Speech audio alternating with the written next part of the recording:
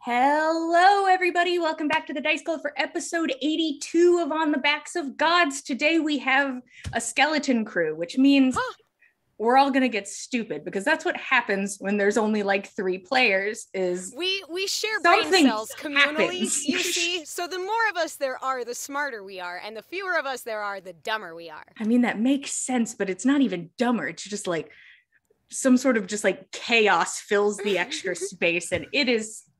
You know, but today we're going to Our executive dysfunction is what stacks.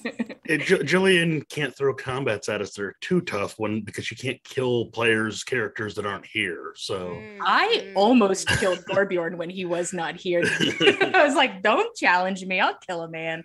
Hey, you guys. Hey, welcome. We play bingo sometimes. Each character Killing has a bingo characters sheet. isn't on it, but that'd be great though. That's on Jillian's sheet. Oh, my sheet just says kill a character just on every box, and I'm like, I am not filling these boxes fast enough.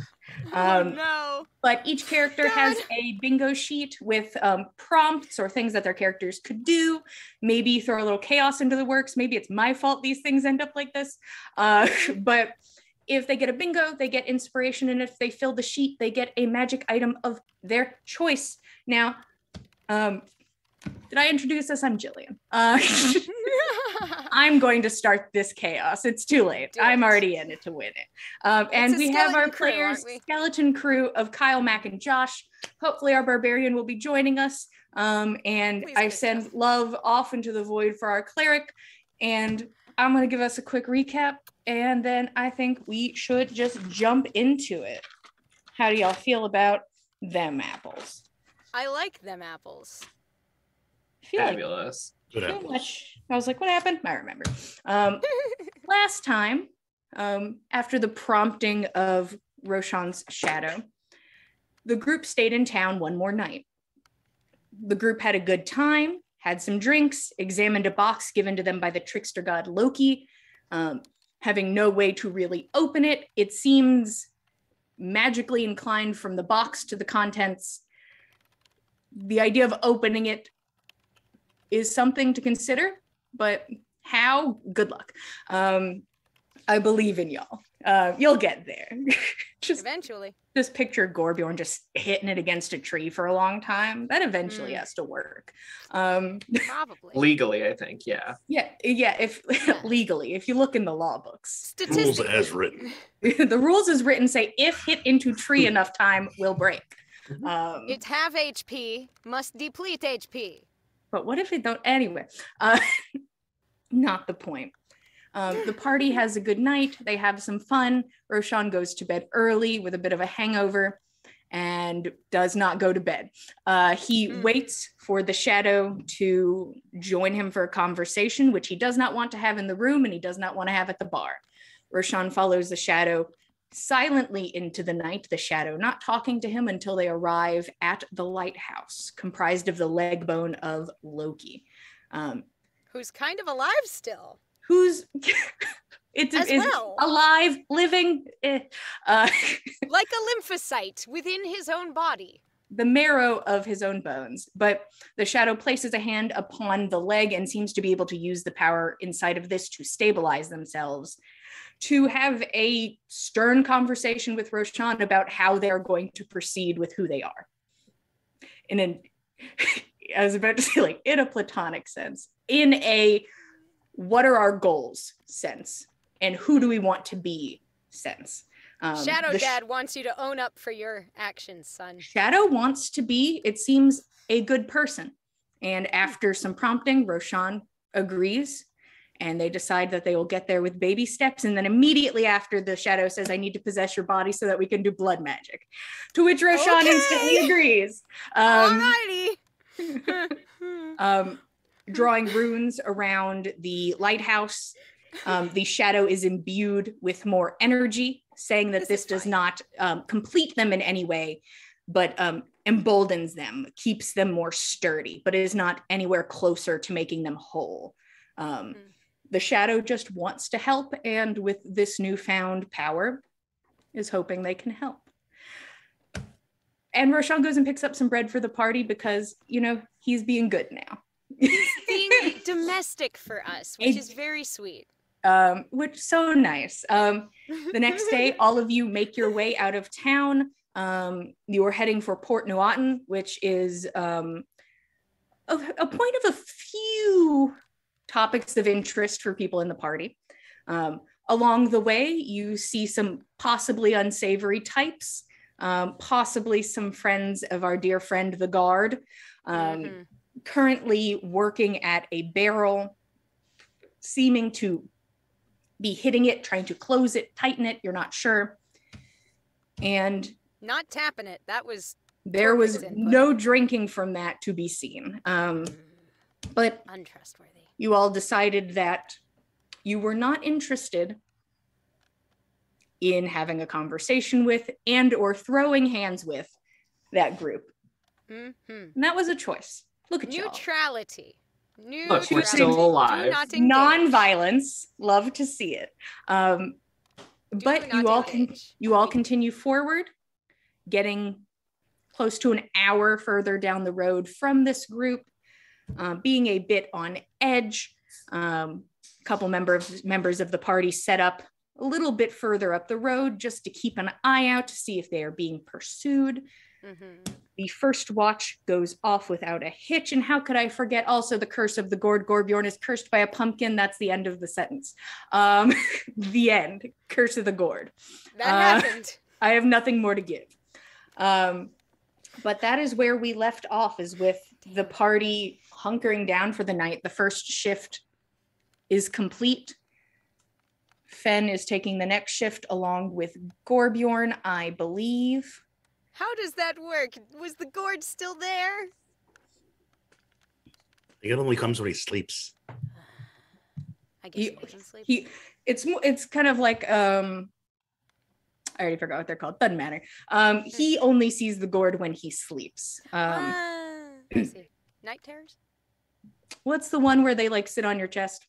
Sleep paralysis demon. Yeah, it's like a sleep paralysis demon. But it's one of them. That's fun. And that's where we left off, is with Nanna entering into the bubble after learning that Roshan does not sleep anymore. Can't forget that. And Tordrecht is already finished praying and has laid down to sleep. Gorbjorn sort of shifts uncomfortably, looking up at like the swaying branches of a tree above the bubble, just a bit unsettled. And that's where we left off. What we like to do. I guess Nanna's gonna get Gorbjorn up for his shift. You can, or you could leave him there. I don't know. Let me. I mean, I want to check in on him. He looks like he's like deep in thought or something. If he needs to rest, he can rest. Nanna's gonna go over and just kind of give him just a little gentle like pat on the shoulder. Gorbjorn, you all right? Yeah, real good, perfect. You okay? Were you sleeping? Yeah, your eyes Oh, open? my turn for watch. Yes. If you're feeling rested enough.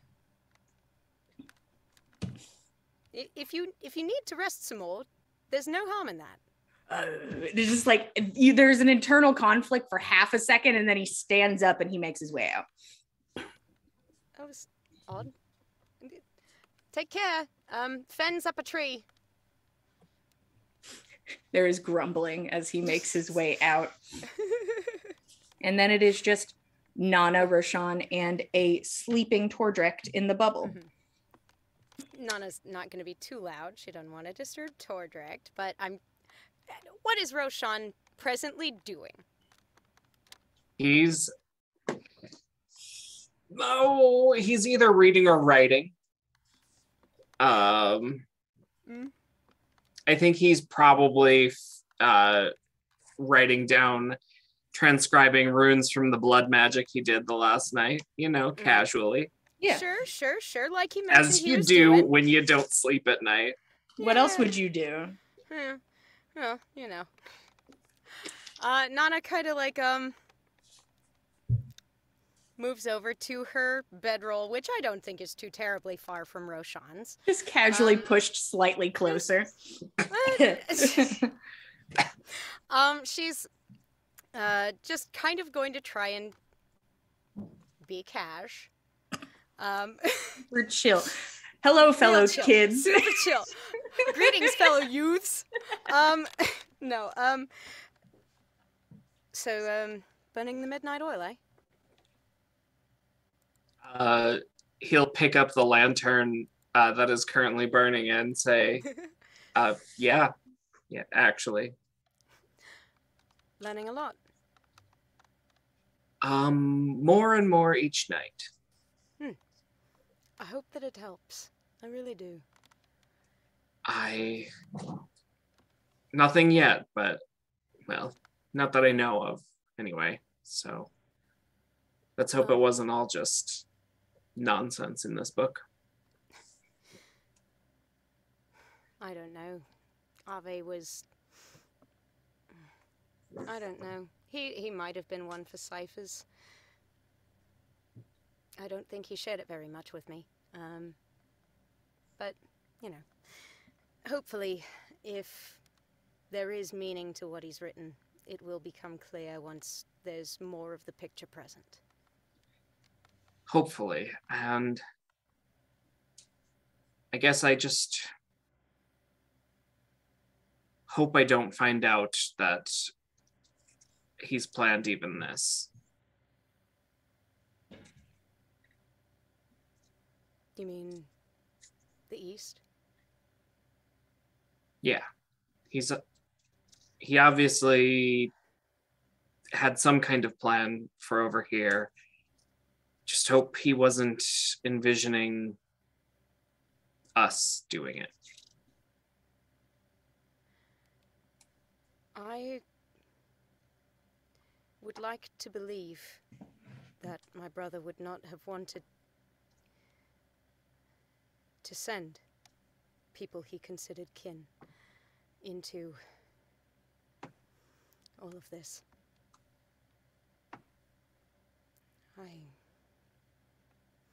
I still don't know yet what I think of him now, but I don't want to think that. Well, I mean, despite everything, I feel like if he just walked up to camp and asked, we would all just go. I would have, you would have, Gorbjorn. I think Fen easily would have gone if we had. I mean, even now today, if he were to just show up, I think we'd all still follow, but if he'd just be makes direct. me angry. Yeah, no, I understand that. I do. So many lost opportunities. So many things I would have liked to ask him. And Golveg's silent. I don't even...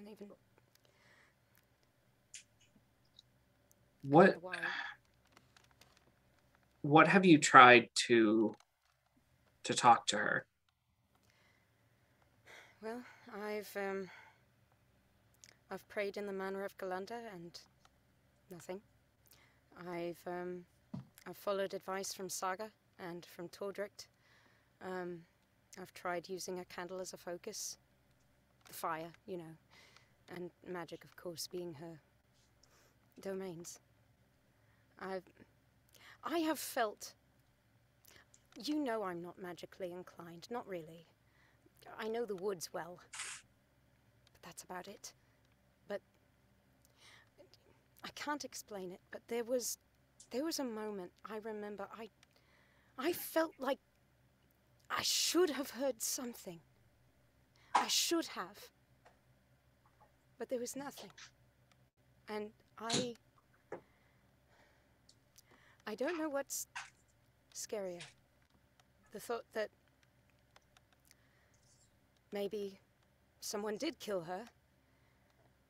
Maybe it was the man we're pursuing in his own act in killing Ave. Or maybe I'm not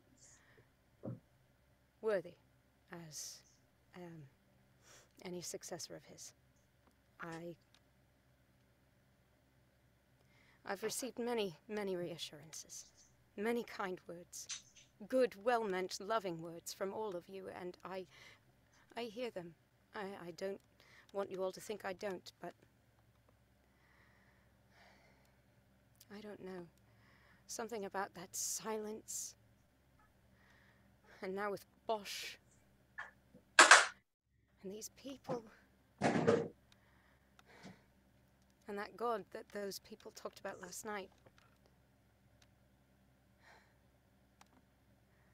Unpopulated Earth. Well, I think there's little doubt that the one they follow is Bosch. I just hope that the Jarlsmen from the west can figure it out. I should hope so too, but surely you saw. You saw how close in he stood to me. You know. Don't you? I think Roshan will just agree with that. Can Nanna Yeah. clock that? Well, not with a know, nat 20. Ah, fuck! Well, I'll try. give it a go. I will attempt.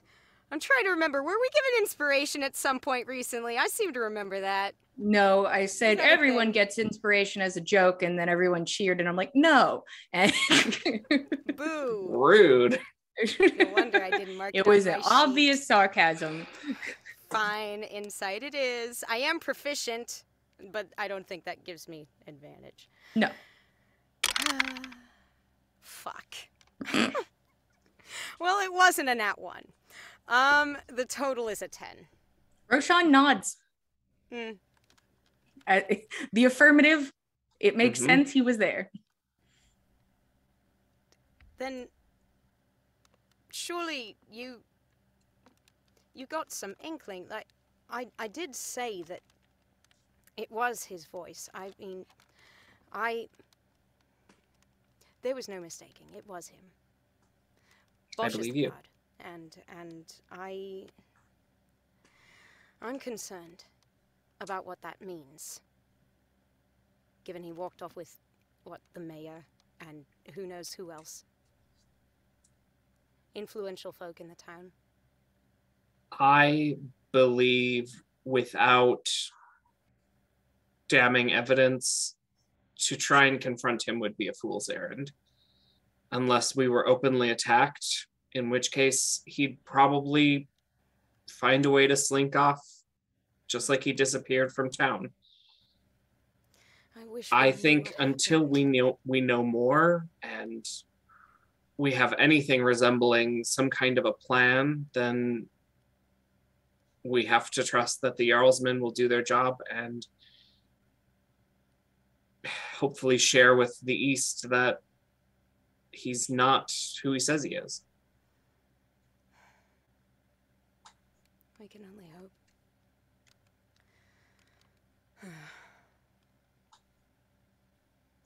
I don't know.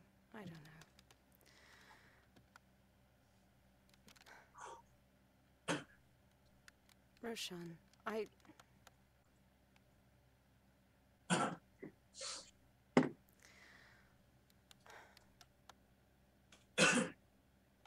don't want you to feel like I'm reneging on any responsibility or promise of mine. I do still mean to help you find your sister, and I do still mean to do everything that I am capable of doing in order to make that happen. But I feel out of my depth. I still feel very much the same ranger who would hang out on the outskirts of town rather than attend most festivals. I feel too small for all of this. And too ill-effective. I want to be a good leader for all of you, and I want you all to be safe. I don't know how to do it. I think the most important part about becoming that leader is knowing which one of those takes precedence, because not in all situations can you have both. And we're learning and growing together. And months ago, when we first left Galunder, seems like an age comparatively. And you've got formidable companions at your back. So worry less about us and more about the purpose. The purpose. Though I have no idea what our purpose is right now. It's many-faceted and all seems to be driving us towards the sea.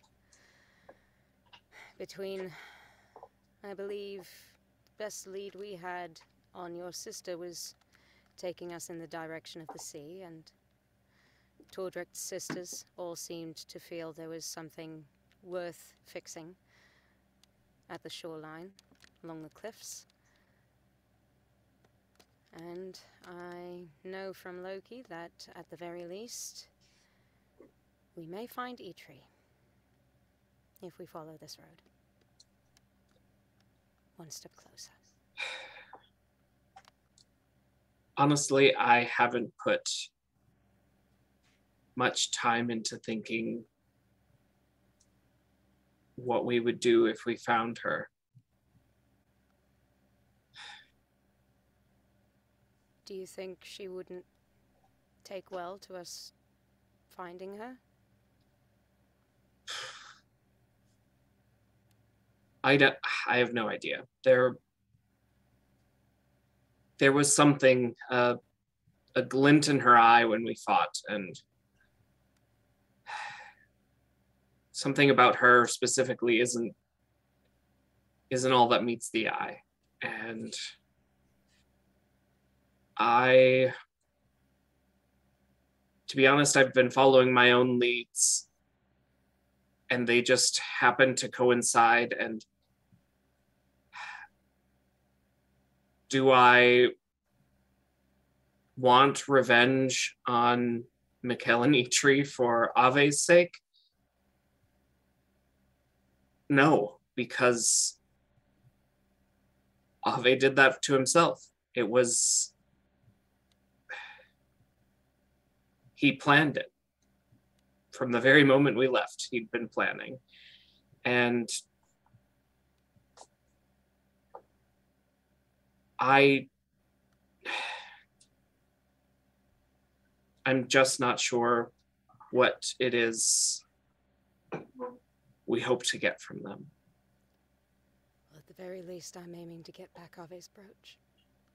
It never should have left him. I never should have let it leave. I'm not making that mistake again. You should probably get some rest. So should you. Reading the journal is restful enough. Reading doesn't replace sleep, Roshan. I haven't felt much like sleeping in the past week.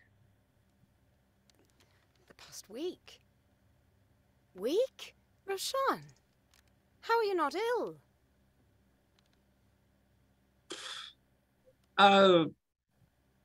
Fresh bread. I have seen some miracles and some wild stretches of reality in the last very long while. Several months at least. The bread was good. It was not that good, Roshan. Well, I I don't know exactly what it comes from then. Maybe it has to do with something surrounding my birth, the tattoos. They haven't spread any further, Jillian, have they? They have not currently spread any further. Okay. Gorbjorn mentioned a shadow about you at some point. Damn it, Gorbjorn. I'm pretty damn sure he mentioned that one time. Oh, when he was 1,000%. wolfizing, He was like, and he also clocked Saga's tears yeah. in front of the group.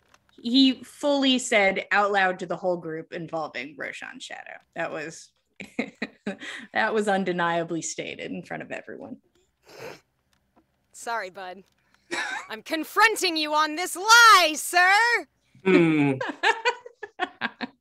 It's a lie by omission, not by telling one. Well, Jillian, DM, how would you rule this? Passive lies are lies. I'm trying to figure out what Roshan would say about it. Yeah, you see Roshan actively thinking. You're like, you have posed this question to him as a bit of a matter-of-fact statement, and you are waiting for a response. He's taking longer and longer. Nanna's starting to count the seconds in her head. She's just waiting. Yeah. Josh is trying to not to laugh, but Roshan wouldn't be laughing. No, of course, Roshan would not. I totally get it, though. I'm giggling inside my head, 100%. There has been a shadow following me. You know when I kind of just did a little blood magic over Ave's corpse? At Dagwood's? Yeah. Yes. Since then? Yes. And I've been asking questions of her, of the shadow, of, well, I'd ask Ave, but he's no longer here. It doesn't seem to mention it in the book. I don't know where it came from. The shadow doesn't know where it came from or what its purpose is, just that it wants me to do good. And damn it if that's not really hard. Well, yes. The right thing's nearly always the hard thing. And that sucks. yeah, it does. And do you know, it's the biggest reason why I'm not punching you in the face right now. Because I can appreciate... No, hear me out. Because I can appreciate how hard it was for you to do the right thing and tell me. That's what I'm not sure about. Is it the right thing? Is it more dangerous? The shadow can't give me answers. And so I've been finding them as we go and trying to involve people in something that I don't know myself doesn't feel right, doesn't feel safe. Right. Like sort of how you didn't like to share very much about your tattoos when you were growing up. Still. I know. It's the same thing. But I didn't care about those then. They don't make you you, that I'm aware of.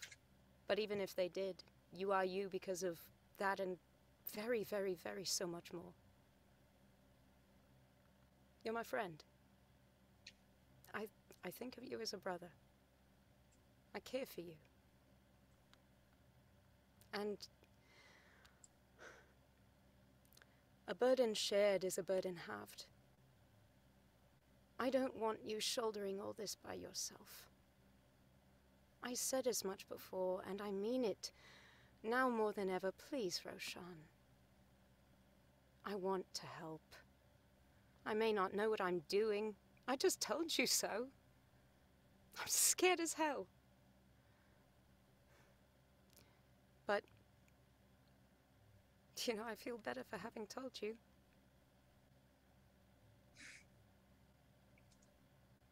I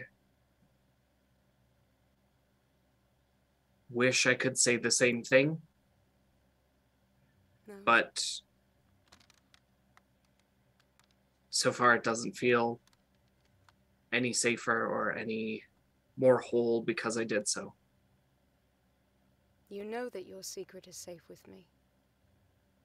I will not speak a word to anyone you do not want me to. That is my solemn promise to you, not as a leader, as a friend. Well, I think it's a poorly kept secret now. Well, with Gorbjorn announcing it to the entire party, maybe you will do us the kindness of perhaps allowing us to at least assist you in the search for leads. Sure, if we find something promising, I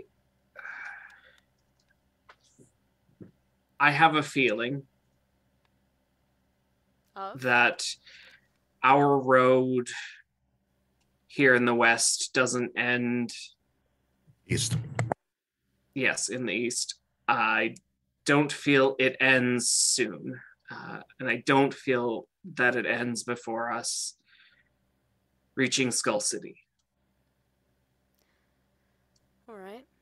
And I know there's nothing leading us there right this minute, but I can feel the skulls calling. In what way? Just an inkling, a feeling. Does it feel like a magic influence? Something your shadow friend can feel? If it's magic, then it's far subtler than any magic I've encountered so far. It's just intuition. All right. I trust your intuition. It's steered us well on many an occasion, honestly. So, taking that into account, it will be a long road ahead. And honestly, the more eyes that we can all have on the road to help keep us all safe and to make sure that all of us are whole out the other end of this journey, the better, right? Are you asking me to be more vigilant during the day whilst we travel? No. This isn't about your... No, not at all. No, what I mean is, if you let more of us help you find these leads, figure out the nature of your shadow, the whereabouts of your sister, so on, everything.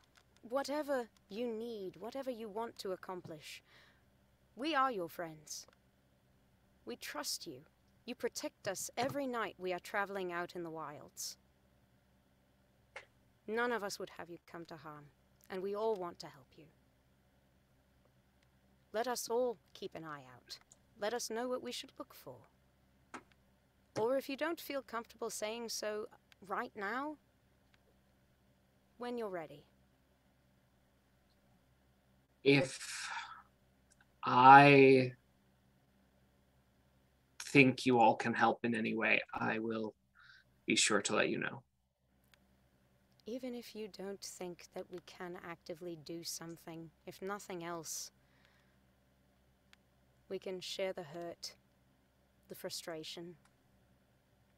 We all know what it's like to look for something and not find it for a long time.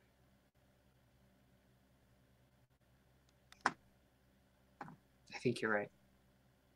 It's another burden halved, right? We'll see. At least I hope so. But you're sure you'll be all right not sleeping? If it becomes a problem, let me know. But I don't think I could sleep right now if I tried. It'll be something of a feat for me as well at the present moment, but I don't regret having this conversation, and I hope you don't either. I really do appreciate you, Roshan. Appreciate you too, Nanna. Nanna kind of reaches across and gives him a hug. He'll accept the hug. Nothing special. Yeah. No fancy frills, no bells and whistles. These two have known each Oh, other fireworks. since they were kids. I always prestidigitate fireworks when I'm hugged, but that's fine. I mean, I would too, canonically. If me, Mac, I were a wizard, 100% I would prestidigitate fireworks every time I hugged. 100%. But that's just me. That's not anything that Nanna can do, nor is it really in her character. Anyway, following the hug, Nanna will, part respectfully and kind of glance over and see if Roshan's been drinking from his water flask. Has he been? Have you been being hydrated, Roshan? Have you been hydrating? I mean, yeah, probably. He seems like a hydrated boy. Thumbs up. Keep hydrating. Don't hydrate. Nana rolls over.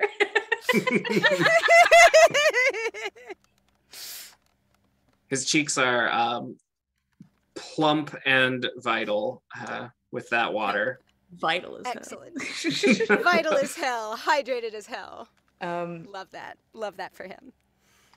Yeah. Roshan, you watch Nanna part the hug and then check to see if you are hydrated, and then lays down to try to go to sleep. And as you look from her to Tordrek, who is trying to remain so incredibly still, who is just trying so damn hard to not move even a little bit. I'm asleep. You look from him to her to the book, and you're not sure if it was you who wrote this absent-mindedly or if there was a bit of influence, but you see written in the center of your notes, what takes precedence? Just sitting in the center, surrounded by these runes.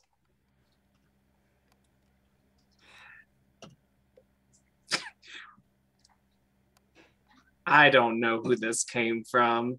Is it in? Does the handwriting match anyone? Like any of the rest of the handwriting in the book, or? It looks closest to yours. Oh, great. It is closest to yours. Just a little bit of midnight auto writing. Yeah, sometimes you write the things, but you are welcome to continue writing up these runes. And occasionally you feel just like a tug on your hand. Like when you think that you remember it going right, your hand stops and it draws left instead. And you're like, yeah, that's right. Oh yeah, it actually was left, huh? Just something maybe helping guide you as you write all of these out. It's like an assistant. Yeah. How nice. Like actually, your appointment correct. And you're like, oh, thank you. Thanks, Arcane Suzanne. spell check. Arcane spell check. How dare you? So sometime after she's gone to bed, Roshan would like to try praying to Gulve, just to see if he also gets like a blank slate, a closed door. Interesting. So first he would like to cast what's it called? The first level spell. There's a lot of those. There's a lot of those. Unseen Servant. Oh, okay. So he's going to summon an unseen servant by touching all of the joints in his body, or the major ones anyway, and then stepping back and letting the shadow kind of be a little bit more present and solid, but still invisible. And he's going to ask for a shoulder massage to get ready, and then he's going to sit and pray as much as in the fashion of Ave, just trying to imitate. Okay. You dwell back on your thoughts, and you think of Ave praying. And there was 2 ways Ave did this. One of them was a spectacle. And that was always very public and for the community. And that was his place. He was a spiritual leader for Gander. So there was a lot of flourish that went into that. When he prayed for himself, it was an incredibly silent affair. The places he prayed in did have candles and the like. You don't remember him ever lighting his own candles. And it was just him sitting quietly. I would love if you rolled intelligence for me. That is an 8. I'm real Oof. smart.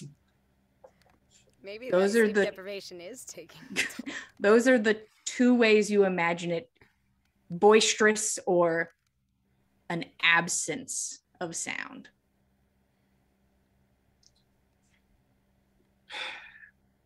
Well, he is not going to be a boisterous prayer this evening. Jumps up. Here we go. Not unless he goes like silent bubble inside the. Just gospel. Tordrick's like, hell yes. Tordrick's already up. Let's get lit. Midnight Mass. Yeah. I highly recommend Midnight Mass. Just a quick commercial break. Everybody go watch Midnight Mass. Shit's good. Anyways. It's Okay, a cool. good show. Okay, cool. So he'll do the quiet praying. Okay. Crosses arms and hands in the fashion of Golveg and reach out. Sorry, I just pictured just the fashion. I'm burning alive.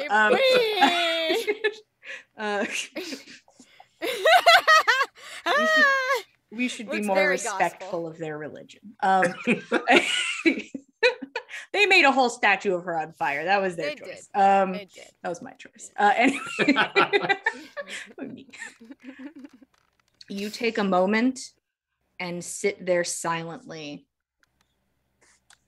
and begin to reach out in the way that you would assume Ave would.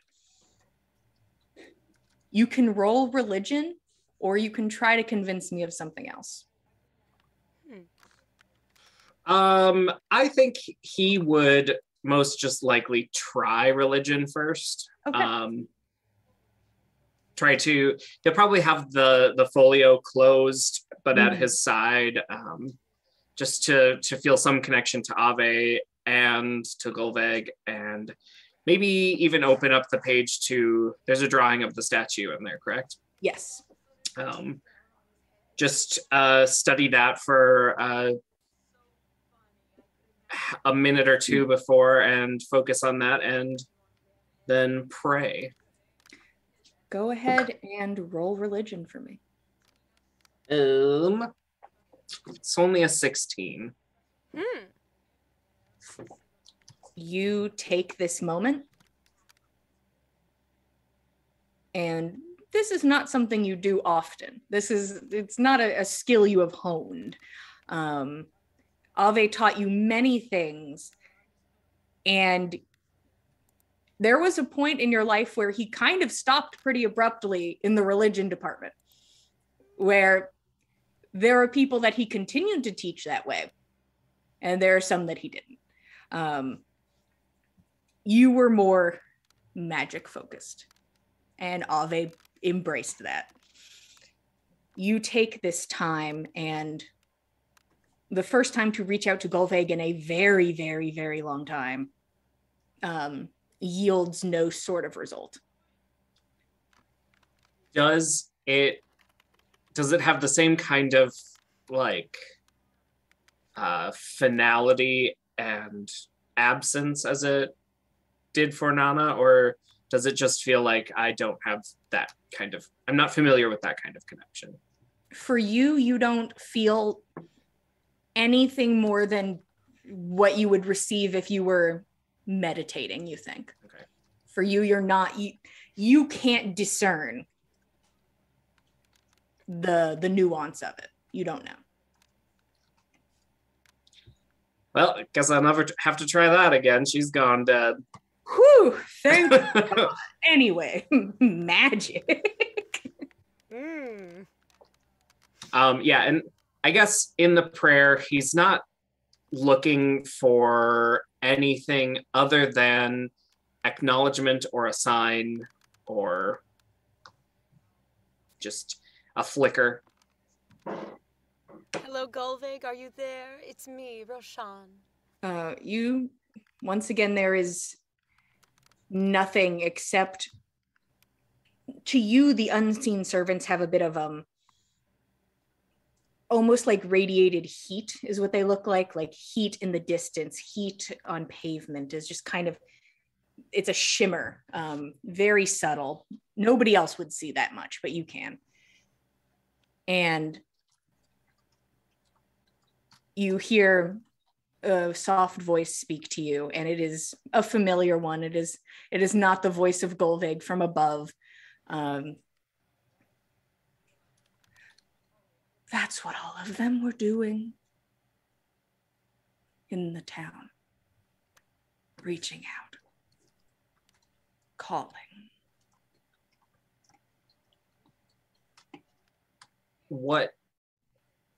Who and what town? He'll ask very quietly. Who and what? Sleep talking, don't mind me. Yours. The people. Your friend. And like your vision is like brought to Nanna for a moment. Everyone called for her. So many people. And were they wrong too?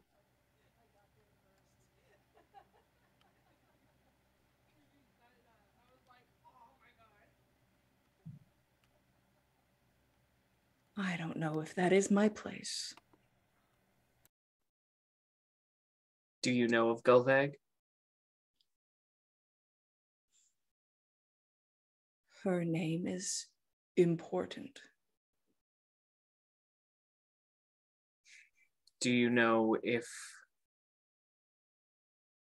she still exists?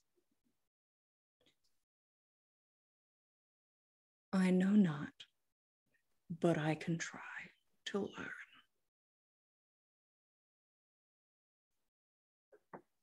I think my friends and I would appreciate the help.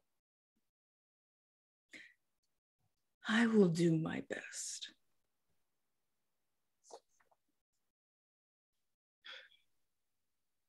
I think he'll wait for a couple minutes and then get back to transcribing. No more questions. No more questions, Your Honor.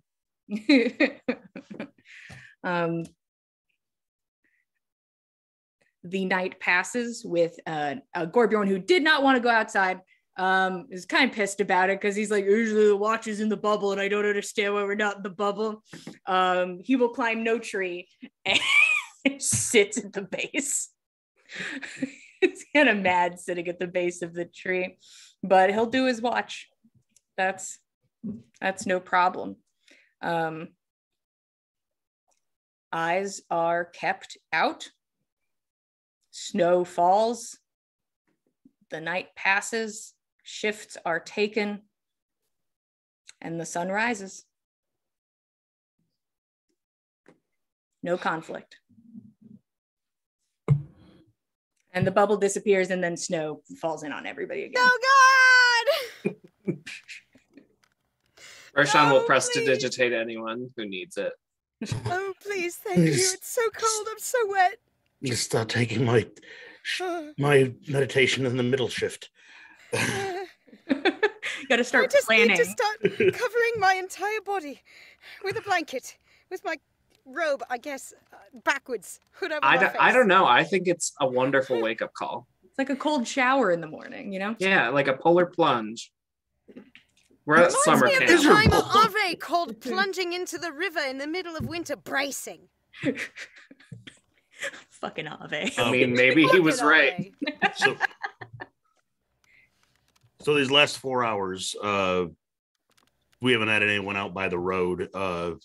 First thing Fen wants to do when he wakes up is go check and see if there's signs of anybody passing down the road in the snow. See if they passed us in the night. Roll survival or investigation. Do you want any? Like carts passing in the night. There's 2 carts passing in the night. That's a 28. Oh, you ain't need no. To survival. Investigation's not that good.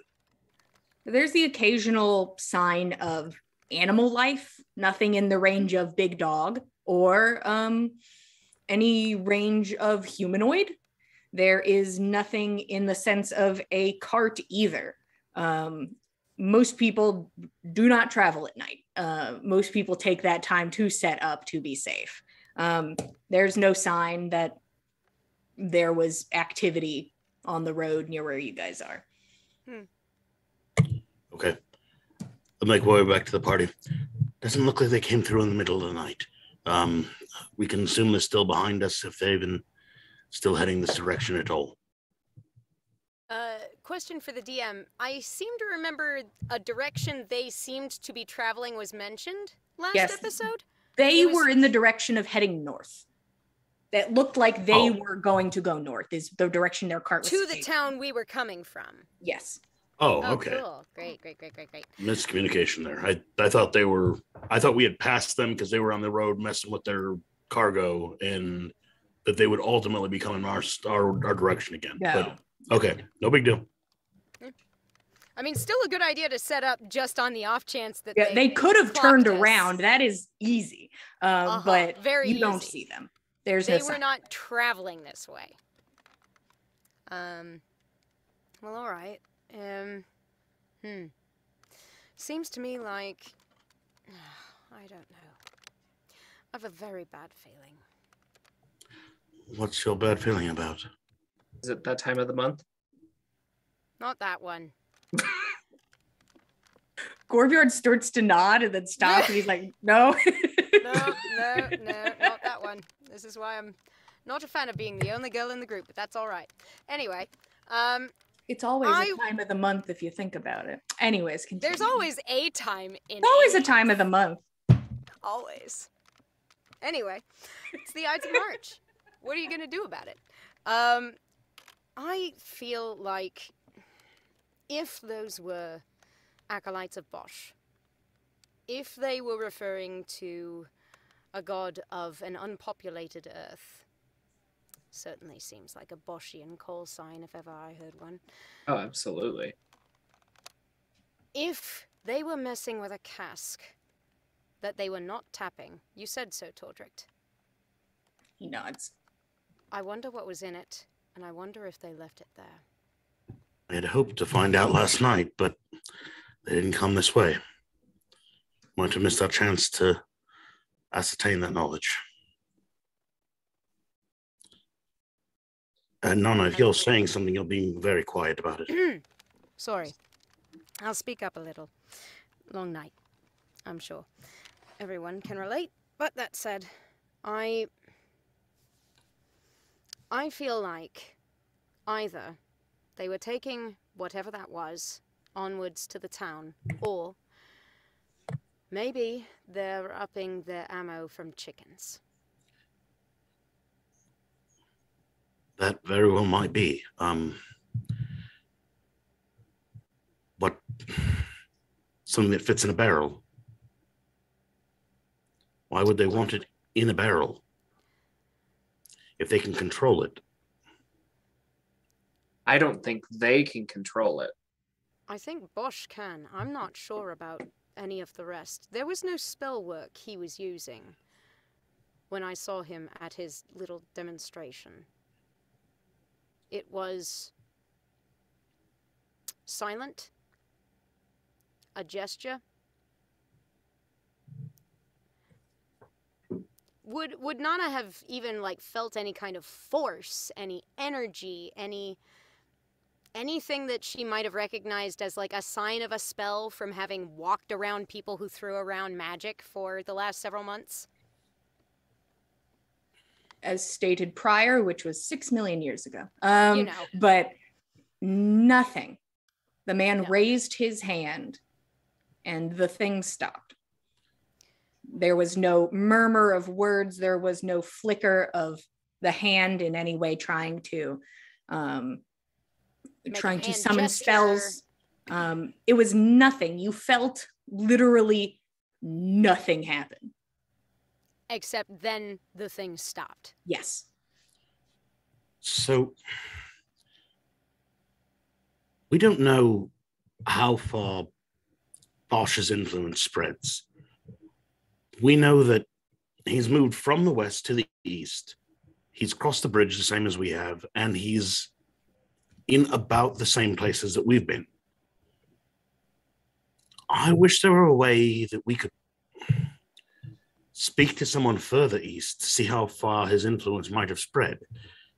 If he's everywhere, if his word has spread, if he has acolytes far and wide, there might not be much we can do about it. But if these are his only followers here, then it might be in everyone's best interest, this entire continent's best interest, to stop them when we find them. I don't know anyone further east of here. I don't think any of us do, but Roshan, might Eagle? Can we at least find out if word of the god has spread? Or I there can any ask. contacts? Are there any contacts maybe that you've noticed in Ave's journal? Anyone he might have mentioned who might know it? Not that I know well enough to send spell work in their direction. But I could send a letter when we reach a town. We could write it together. Just send a letter, have a response sent to us somewhere, and Assuming they don't think we're just crazy and throw the letter right in the worst that could happen is they could have an ambush waiting for us to wherever the letter's sent to. But I think more likely is if they don't help us, they just ignore us. Cost us a couple of silver, gold, I'm not sure which. How much does it cost to send a letter? I would like very much to try and at least communicate some of this new information, whatever we've been able to confirm, to Volder. And at the very least communicate our strong feeling that complete non-involvement doesn't seem like a likely long-term option. I think it's short-term at best, and growing rather shorter. You might be right. I'm not suggesting we ambush people on the side of the road when we come across them, but if we find where they're camping and we can slow them down, a broken axle or something like that might slow down a party. Their horses being cut loose would slow their progress. It might be all we can ask for is to slow their progress until we can figure out what the hell they're up to, what in the hells they're up to. If we can do so without being found, absolutely. And knowing yours and my skills, that's certainly something within the scope of our abilities, assuming luck is also on our side. Oh. we've not had much luck thus far. We can hope for some at some point. But in some cases, no. I'm just saying, we should be prepared going forward. I cannot say what the best course of action is right now, but I certainly do believe that we ought to let Volder know that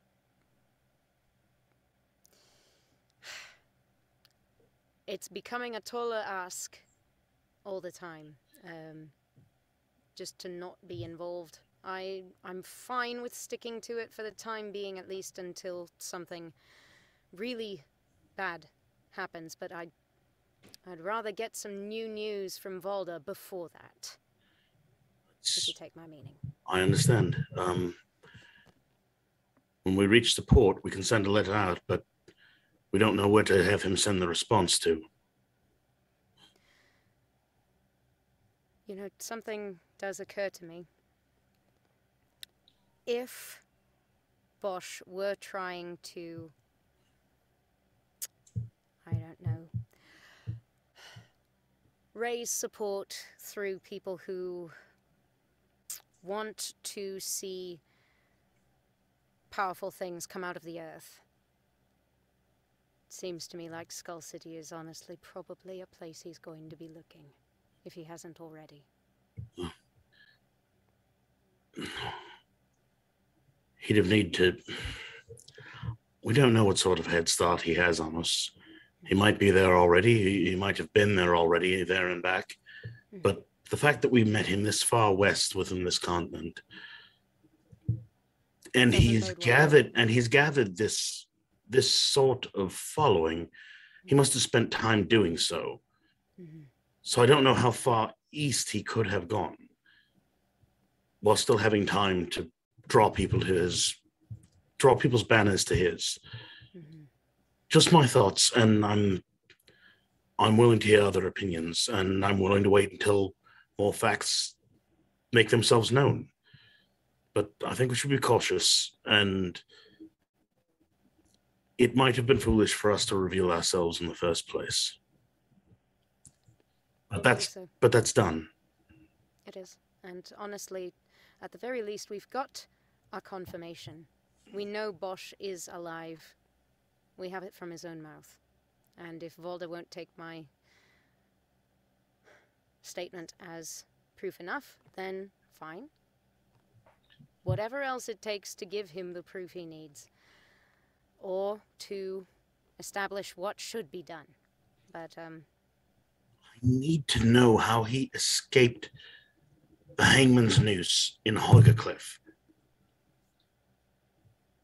Is there a way? He said something about being given to the earth and it being the best thing that could have happened to him. I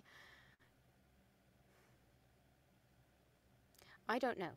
I don't know if he was buried and escaped. I don't know if he was buried, corrupted, and then escaped. If that's the case, we may be looking at something much more outside our pay grade, but neither here nor there until we know. Is Holgercliff, are they under the banner of Erentoft? Are they... Who would they consider to be their chief? They don't have one. They're a small little logging town. Are they under the protection of Erentoft? So, I'm asking Nanna because I would think she'd know the politics. But if the DM I'm can going step to in, speak through her as a Please mouthpiece. When it comes to Holgercliff, as stated, it is like I just saw you. Sorry, I'll stop. No, it's fine. As stated, it's a working community. You live there only to work. That is the only purpose of it. And people can spend their whole lives there. But the point is to log. They technically have a chief, but the chief owns so little land, and Holgercliff as a whole only really provides one thing, and does not have like a military force that they can provide or anything like that. But each community has something akin to a chief. So they have one, but they're kind of open about it. They do not fall under anybody else's banner except the banner of the West.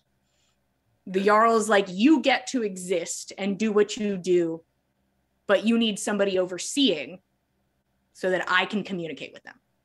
So they technically have a chief. It's just that chief is kind of just like a boss. he's just kind of like a boss. Boss chief. He's boss chief. Boss. Chief boss.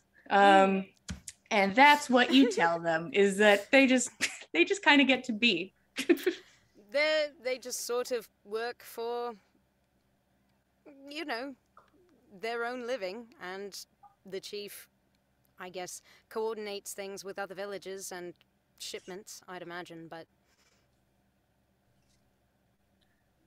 they're not much of a leader. But really.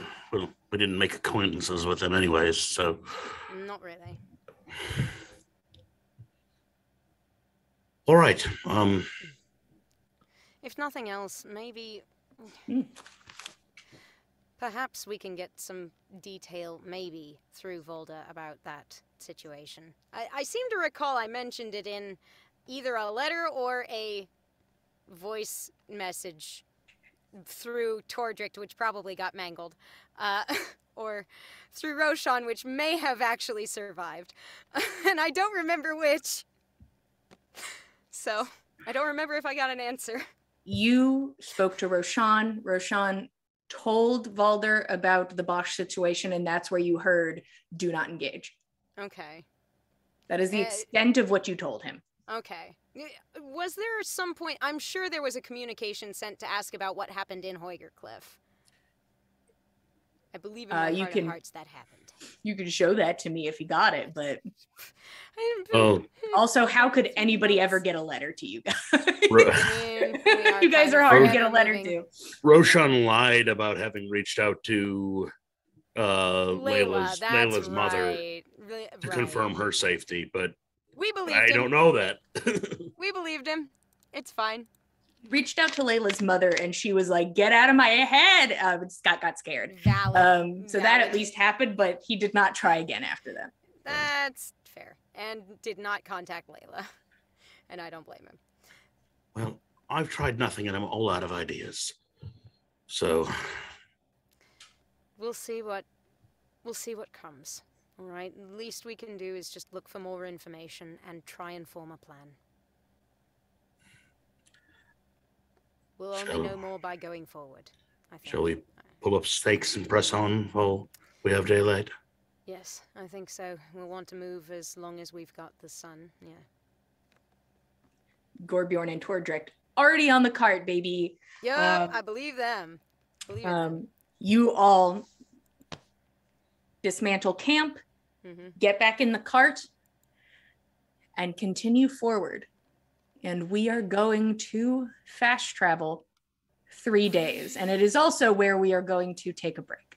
Thank you all for being with us so far. You know, we're going to take a 10-minute break. You go get a snack, go get a drink, and we will see what lies ahead on the road in the next couple days. See you guys in 10. Thanks, 10.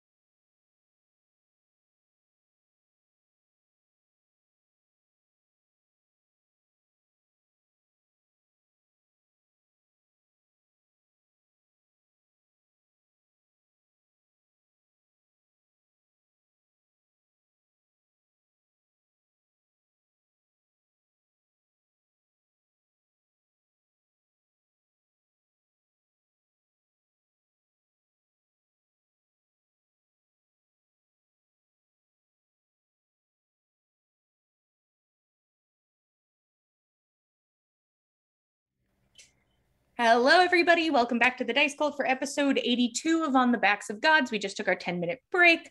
The party had some beautiful conversations and tried to talk to God, and there was no reply, and that's just kind of how it be sometimes.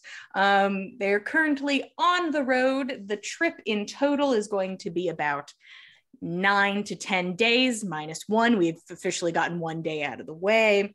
But we are about to do an aggressive skip for 3 days. Now, that does not mean you cannot do stuff, though. If there are things you would all like to do on these 3 days, please inform me. While we travel, Fen would like to strip some bark from some trees and find some grubs and bugs and stuff like that for Jenny and work with Jenny on just basic training. Nothing special, just more reinforcing, recognizing party members and, identifying them, flying to them potentially when instructed to, asked to.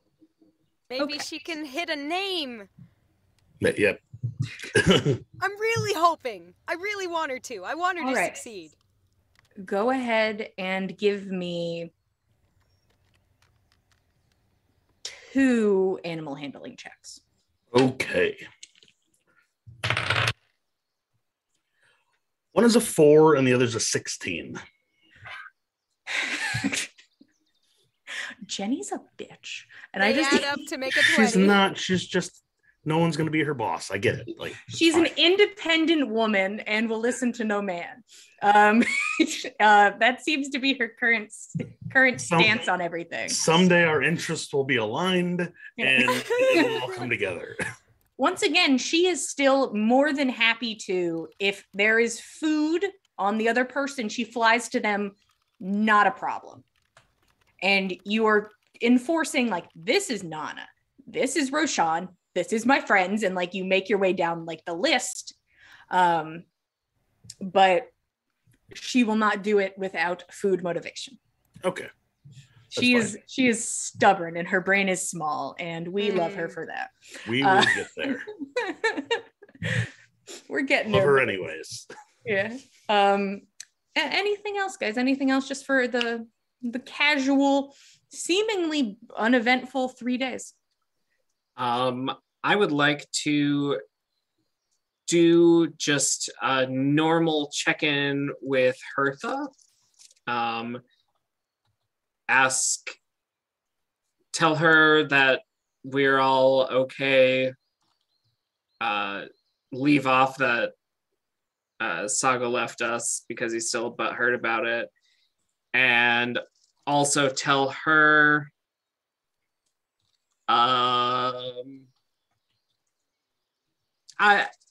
nothing else. Nothing too more exciting.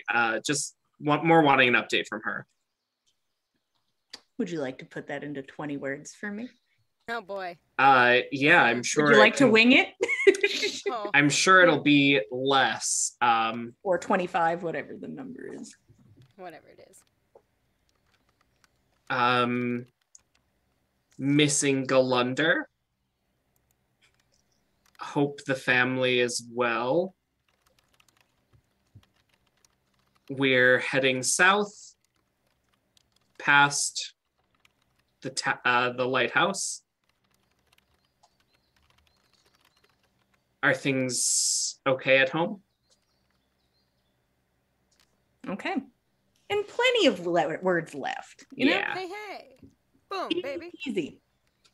Efficient word usage.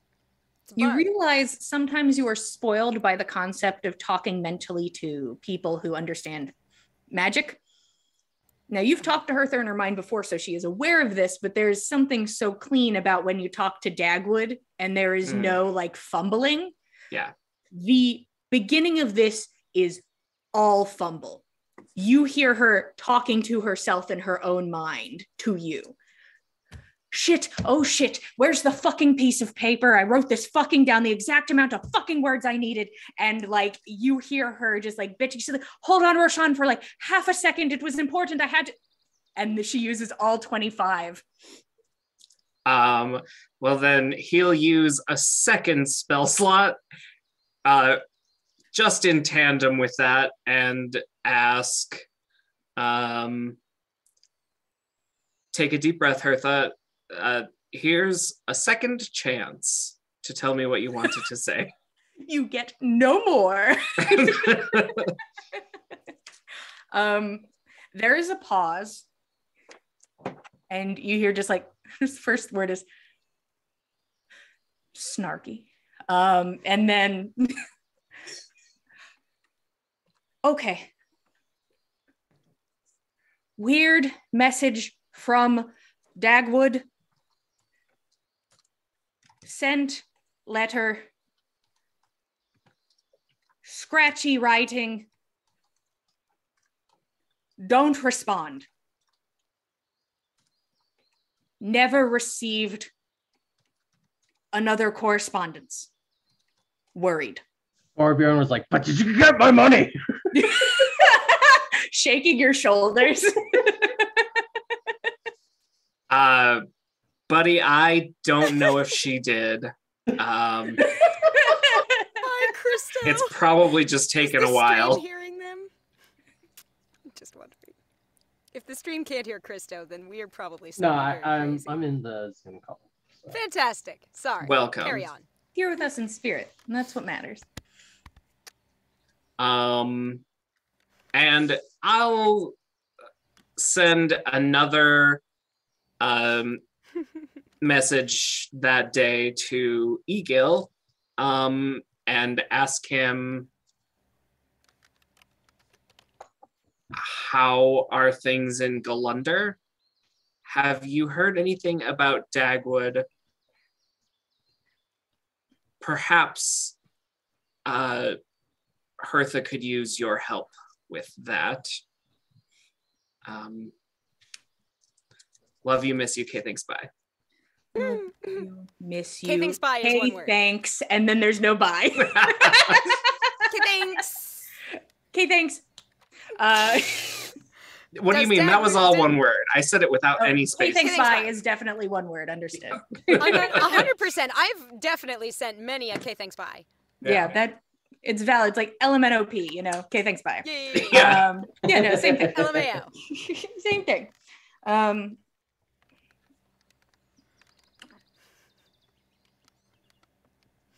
Interesting. I will be sure to check in. I can look into your friend if you'd like me to. What are you wearing? She's still kidnapped. Oh my god. Spicy.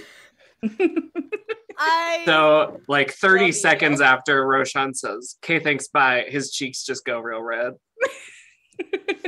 Oh my god. And he didn't have any more spells that day to reply, so. Shit. The next day. Pings occasionally? So I'm wearing Ping, ping. the outfit you gave me. He should is learn cold. Morse code. Yeah.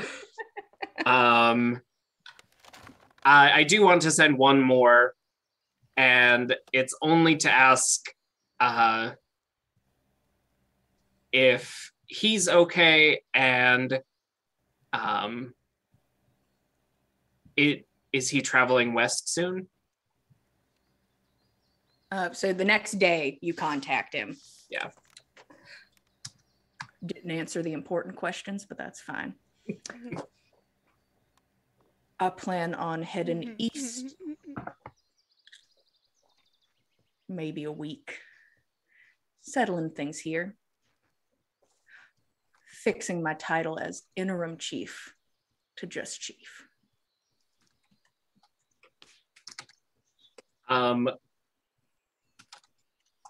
Well, after that was so successful, Roshan will send another one describing the intimate details of his clothing in 25 words or less. So you could I reduce could be your wearing clothing for him. Ah, it'd simplify the list. Yeah, I guess that it'll be while we're under the globe or whatever. So not the large. Hey, everyone, go jacket get some part. firewood. yeah. Yeah. Or you could do it while everyone else is sleeping. He does reply during this interaction. I hope you decide to see me soon. shocked you haven't yet, honestly. But I understand being stingy with magic. I appreciate that. But also. But also. But also. A lot of implied winks. Wink emojis out the wazoo. Wink emojis don't count as words. They don't. They don't count for the word count. You can send as many wink emojis as you want in sending and message. They don't count. That's just the rules. That's how the rules are written. If you read works. the spell. That's words, not emoticons. Yeah. Yeah. I thought I said Exactly. I can't do that. No rules against emoticons. Emoticons, no free biz. character It's free count. real estate. So it's just like hi and then like 2,000 winky faces. It's just like winky face, heart. There's a mountain. Like you could just Eggplant. describe a whole scene. Like just like I don't Oh need yeah, any words. eggplant emoji. Just so many eggplant emojis. He's like, Make me an what? eggplant peach cobbler. What? Happy Pie Day, everyone. Is there? Happy International Pie Day, everybody! I don't know how I feel about this pie. Never ending. But Roshan, is there anybody else you wanted to contact? You have 3 days worth of spells. Oh, I guess I'll send another couple. Hopefully, the guardsman merit is Receptive? receptive to sending. And Maybe say, at hi, first- I'm Roshan, I'm talking to you with my mind. yeah, I'll say, don't be alarmed. My name is Roshan. I passed Be not through afraid. months ago and helped stop Bosch. What became of him? Question mark. This is, I believe, the first time you have ever felt this sensation. And it is like a pit in the stomach of this message is sent to nothing. Wow. Oh, fuck. It is Love there's that. no one to send it to. Oh, shit. Awkward. Fuck, Ooh. guys. Oh, fuck, guys. What Uh, happened to Hoiker Cliff? I think he'll say, he might be dead. Who might be dead? Oh, send it to the little girl. She has to be in charge. She does seem like the Layla would type. pull that place up by its fucking bootstraps. Definitely. I love Chief Layla. Chief But Layla energy. Just like Chief Layla every energy. adult is just listening to this like 12-year-old just being like, They're like valid, good, smart, understood. She's just parroting back like misheard remembrances of things that Fen told her.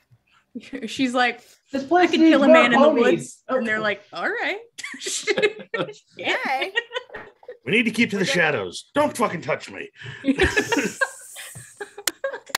But Layla's just like more aggressive about it and just punches people in the face. Like, Oh not my today. Jesus I have so much Again. trauma. Full swing. Yeah. that makes sense. Anywho, yeah, you tell them that Lawman Merritt is more than likely deceased. Great. Oh dear. It's Aldeno? unfortunate. Surely he must. Oh yeah, I guess I can reach out to Valder.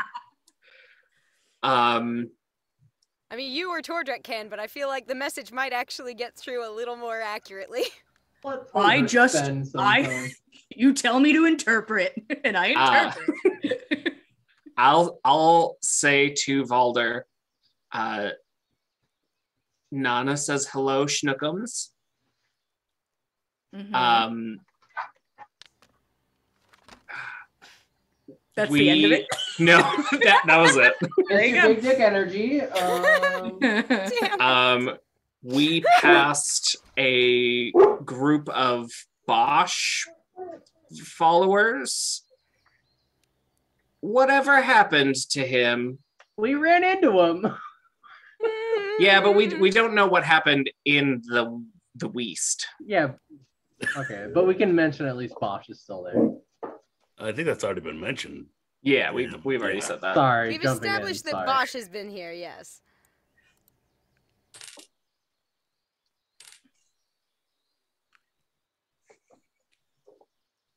I'm hoping you didn't engage with them.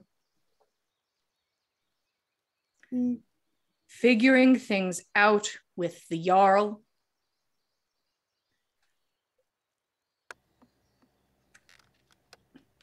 Can live with schnookums.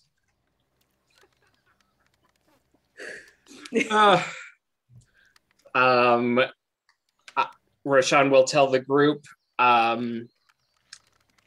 I think they're still working on it. It doesn't sound like they've made any developments. Also, sounds like he's a fan of your pet name for him, Nanna. What pet name? Oh, I said, Nanna says hello, schnookums.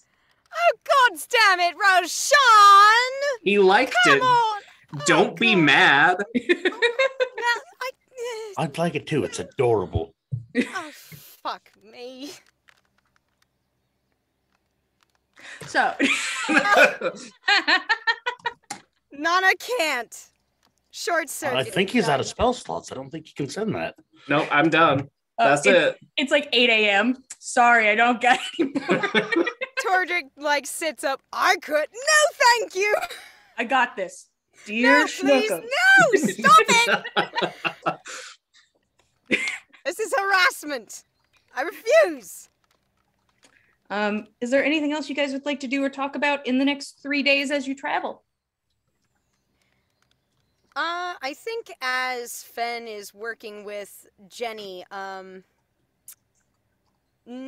wants to kind of, like, jump in and maybe, like, try lending a little helping hand, because it seems like Jenny's, like, a good bit of the way there, but she's very strong-headed and, Nana's not sure exactly what she needs, but she's kind of been thinking back on, like, some things that she's seen in reading, some things that she's seen other people do. She saw Gorbjorn do this, a while back, and she's kind of maybe figured out how to do it for herself. She wants to try casting Speak with Animals and try calling Jenny over.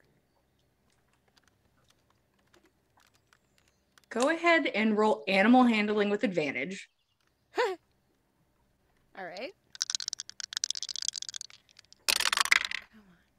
Ooh! Ooh! Ooh! That is a total... Oh, heck. Yeah, that's a total of 21. Fen, you're sort of like trying to work with her, and you've put food like in Tordrek's hand, who's like absentmindedly holding it. Yeah. And you see Jenny just like snap to the side and look at Nana, and then flies over to her hand, which does not have food in it. And Nana, this bird looks you dead in the eyes. Oh. I don't know who you think you are. I'm sorry, I didn't... She's got a personality. I only wanted to inquire about how things were going. How are you? Give me a snack. Okay. Fen, could I have a... Yeah, here you go. This one's... here you go. By all means, here we go. Fresh grub. Aggressively pecks your hand and eats it. What do you want? Well, Fen has been trying to work with you in order to figure out a way where he can mention someone's name, and you'd know perhaps he'd need a message taken over to them. It's possible maybe without a way to speak to you directly like this, perhaps he hasn't had an ability to communicate that as... I know what he wanted. Oh. I don't get bugs that way. Uh-huh. Why would I do that? Well, yes, that does rather make a certain amount of sense. But you realize that there's full accessibility of food plenty of the time. And there's no scarcity amongst us. We're more than happy, all of us, to share our bounty with you. And so, it would help us to make sure that there's more food for you if you could help to keep us alive in situations where we might not live.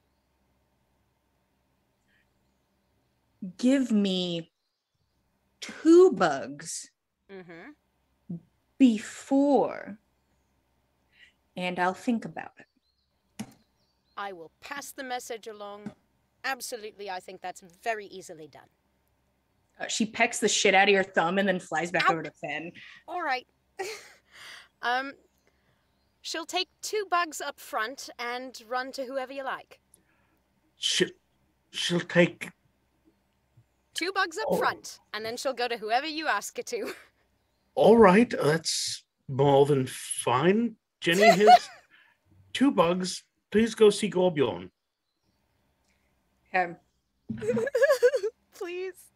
One moment. I'm rolling a luck check, also known as a sass check. Oh, shit. Oh, fuck. Please. It's like she looks directly into your eyes and then picks up the bugs and eats them. Uh-huh.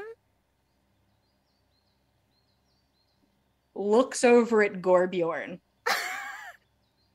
and just like does that thing where she hops. She doesn't even fly. She just sort of like hops over to him and like sits on his shoulder and just like stares, just like.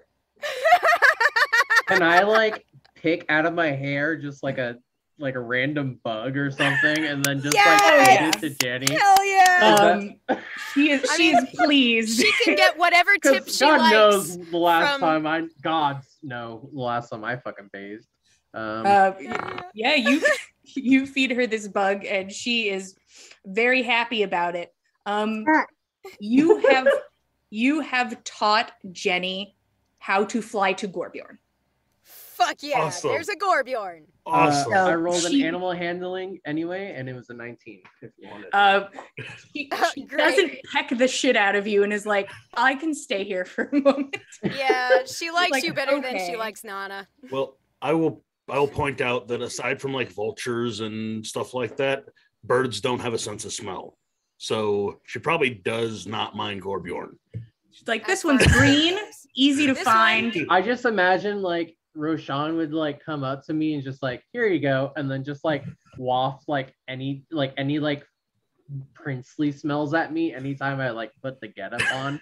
Prestidigitation. Yeah, like he just was like, I understand what you need right now. And it's not to smell like shit. Yeah. Now there is just a content large bird. And by large, I just mean round. A round orb of a burb. A borb, if you will. Where's the wizard? He must consult the borb. And just sort of sits there on Gorbjorn's shoulder, and looks at Nanna like, you're welcome. And she says that out loud to you. You're welcome. It is much appreciated. Thank you. Uh-huh. There will be more. There will be more next time. And then the conversation cuts off and she's just a bird again, really. She is a very steep negotiator.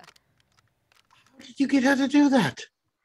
Well, I saw Gorbjorn speak with, you remember the bird, up on the mountain. I was not with you. I was Birdie trying McBirdie to. face. Birdie McBirdface. I was trying to find Back down. Goldchin Joe. I was wandering off, That's right. You were bitter and there. angry. I wasn't there for burning a man alive either. Just so the record shows. I missed 2 very important character moments. That's a fair Oh, I point. thought we let him Talked to a just bird, freeze to And death. Roshan killed a man. Honestly, I was there No. for it, and it had kind of receded to the background, but kind of blurred out, But we don't talk about it, and we never have. We don't talk about it. We don't talk about how Roshan just kind of told a man to go assisted sit kill on a this fire. man. But we don't talk about it. We don't talk That's about it. okay. There was a bird that Gorbjorn spoke with magically. I don't know how he managed it. Can you still do that, Gorbjorn?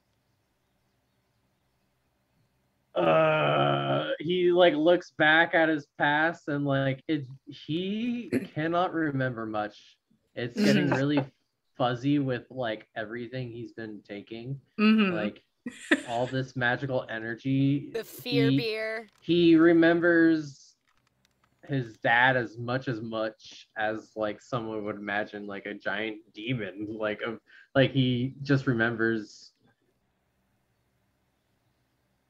thinking back that far. Who the hell knows? His guess is just as best as yours. Yeah. But He as just far shrugs. back as like Ave's death a couple months ago? That's still. a Wow. little blurry. Wow, shit. Huh. Well, it happened. Tordrick, Roshan, you saw.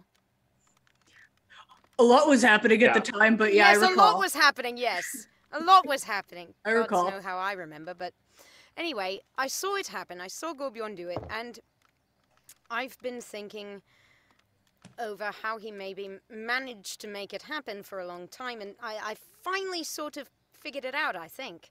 It just sort of taps into... it's this primal energy. It's something about the woods, something about nature, something just green. I love nature. This I thought awareness. I love nature. I thought nature loved me back, but apparently I've got some learning to do. Well, there's always more learning to do. I'm going to think over it, and maybe in like 2 levels, I'll be able to learn to do that. Yeah. Well, I mean, if you want some practice, I might In be 6 able years, I to will work be with able you. to do that. Yeah, exactly. That's what we were thinking too. In 6 moons, I feel I can do this. Well, I appreciate your help. Thank you, Nanna. Yeah, definitely. And yeah, if there's ever a time when things aren't urgent and aren't pressing, maybe you and I can work together on me learning to do it and you helping me make sure that Jenny is well taken care of. Certainly.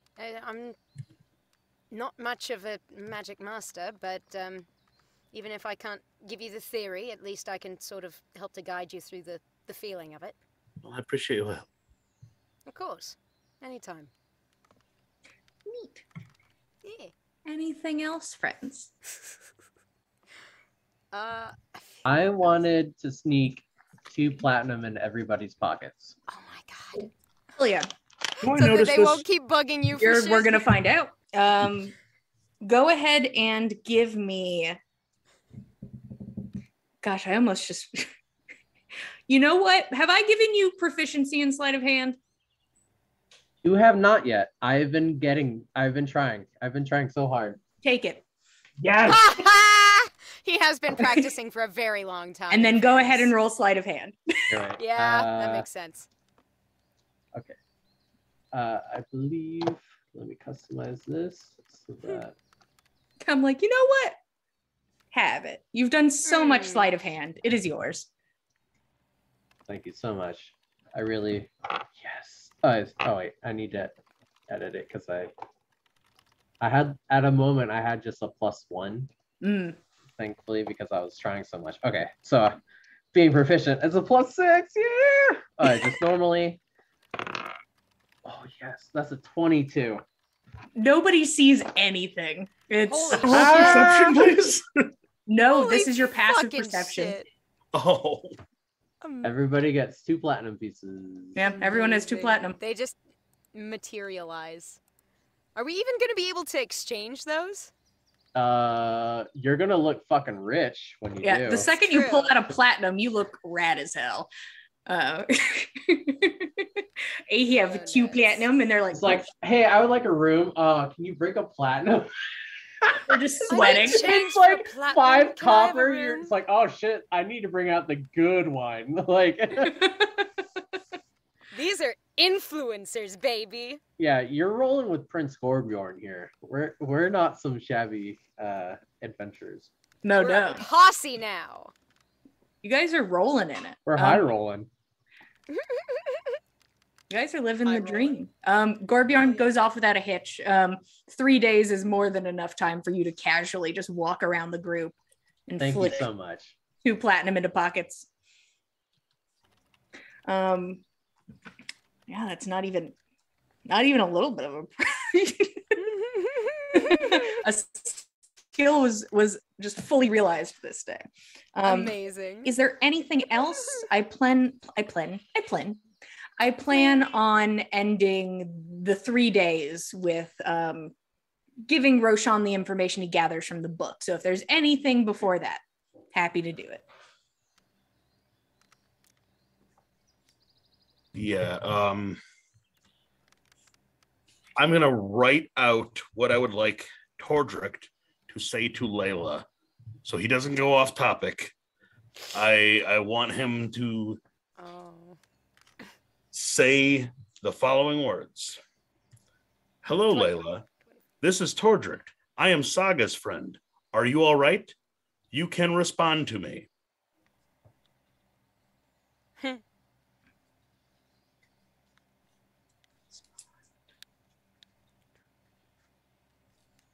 Cool. He looks to you.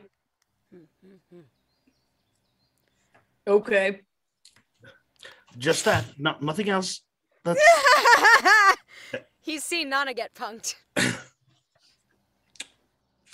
I mean, every time somebody's asked me to do this, they have asked me to wing it. So I can send a direct message verbatim. Just nobody has asked me to do that. Anyway, I'm not asking that you don't put in personal touches. My important thing is I could do that.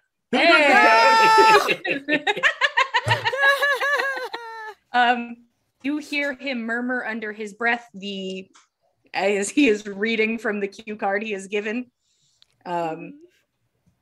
And he waits. Mm-hmm. This is weird. Spooky. I like it. Oh my God. Oh, that's great. That's it. She's fine. That's good to know. Tell her, if you can, that we're thinking of her and that we'll reach out in the next day or two. Okay. If there's a moment, could Gorbjorn go up to Tordrick and ask him to whisper to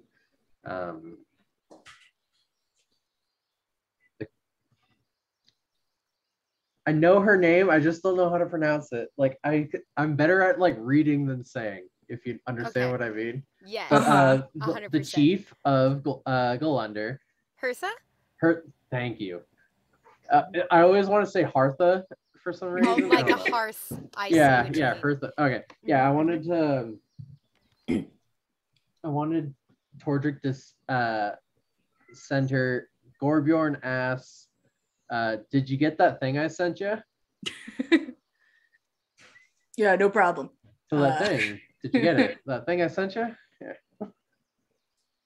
Hey, or the Birdman. You get that thing I sent you? Thank you. Thank you. I hope you are well. Goodbye. How many people are capable of talking in my head? That's the thing I'd actually like to know. Also, if you're talking about the very large sum of money, yes, I received it, and I am very, very grateful. Gorbjorn's going to do a fist bump, and I'm assuring Tordrick will say, probably give her all the details of how many times Roshan and him can talk to each other. Or talk to her just in case. In a day. She's pissed they that like Roshan letting never her writes know, home. hey, I need to have a long conversation with you guys. How if she is able to communicate through our party to her. Yeah. Okay. No, we can't bop back and forth. Yeah, like showing her our limitation of the conversation if she needs. That's a good thing to do in case she needs to give us a bigger packet of information. That she can prepare herself. Yeah, prepare herself emotionally. Yeah. Oh God, yeah. Or God, I've got to deal with these assholes 6 times in a day at most. Yeah, have everything written down and like room for her to write our answers and stuff. He did like try that. She had a note for when Roshan was gonna message her and she fucked it up. Yeah. Good luck. No, She'll but figure it out. She's learning. Like She's Getting there. You gotta give her time to learn this new technology, guys. She didn't grow up with it. Maybe another time, Tordrick will set as like a check-in FaceTime. Is this what you want to set it, or should we set like a certain schedule time with you? That would be useful. When are you later in the available? afternoon? Like when is the when would you baby be emotionally napping? prepared? Like, What's a good time for you? I don't want to interrupt your your mother work. first and a chief Yeah. second, Right, and right. Mom, our then handler chief. third. So Yes, 100%. Hertha exasperated. Hey, Tordrick is being responsible and appreciative of her heart and diligence. and her time. Yeah, exactly. And you guys are now aware of good times to message Hertha instead of randomly throughout the day. And Hooray! Whenever you're vibing it. And that way she'll know to have the paper to hand. And she is so happy to have learned that. I'm sure. Anything else? I think that one thing Nanna would do like early on in the trek is just kind of check in with Gorbjorn, because he seemed a little out of sorts when he got up the night before we set off on this 3-day time skip. He seemed like he hadn't slept super well, or like he was sleeping with his eyes open. Nanna just wanted to make sure he was okay. Oh, and Gorbjorn, I will tell you this, you do not receive any visitors in the night. After the gourd approached you, you have nightmares. You have the occasional nightmare of being like lost in the woods, but no more sleep paralysis.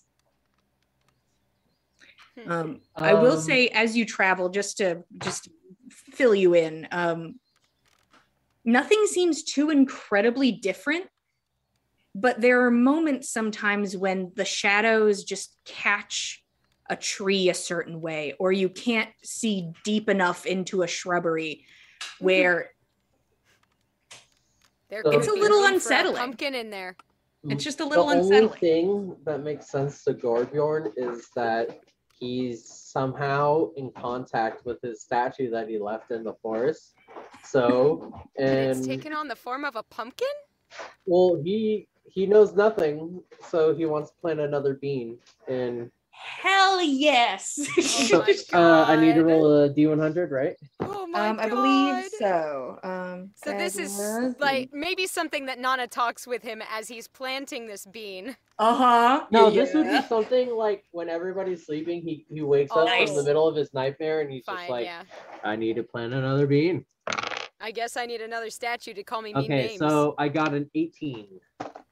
18, okay. Oh no. I would like you to roll a d20. Yeah. Oh boy. Chaos. 11. Okay.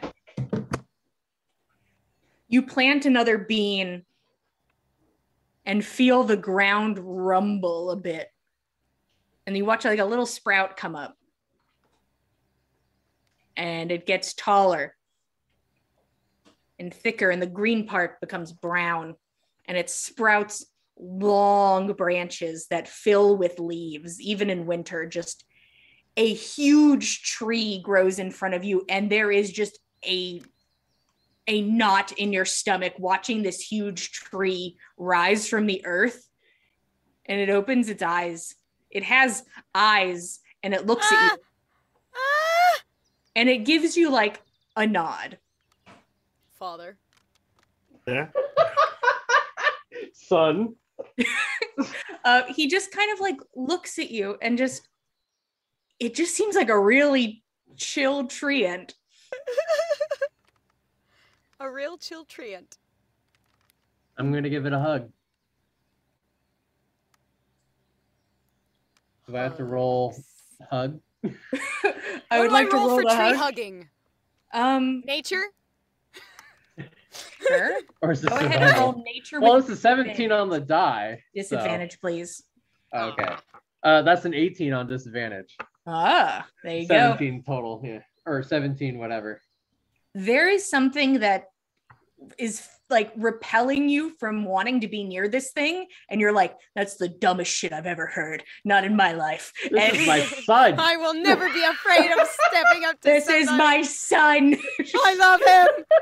And you He's my embrace him fully, and he's just like, Father.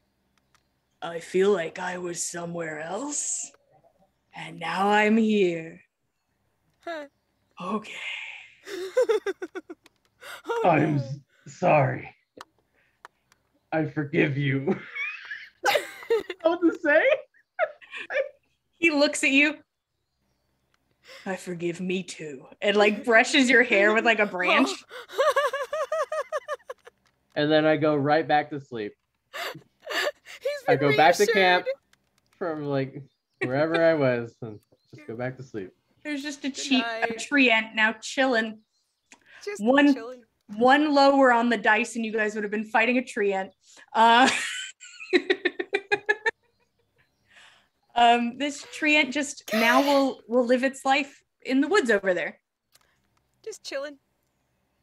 He's like, all right. Yeah. I wasn't doing Oh. anything. I'll look out for these trees, I guess. I am a tree. They're sleeping. It's fine. I'll keep an eye out. Yeah. I would like to name him Tree Bjorn. Tree Bjorn. Tree So Bjorn. good. That's perfect. 10 out of 10. I'd say it's okay at best. Okay. Hey guys, That's welcome to On the absurd. Backs of Gods. We don't kill each other for puns yet.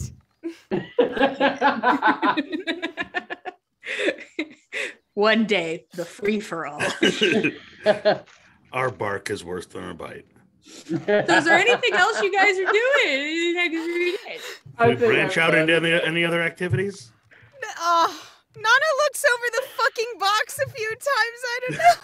You gotta just leave this one alone. God damn it! And some of these are going to take root. Oh, never mind. I don't want any of it. End the time skip. End it now. It's over. Day 4.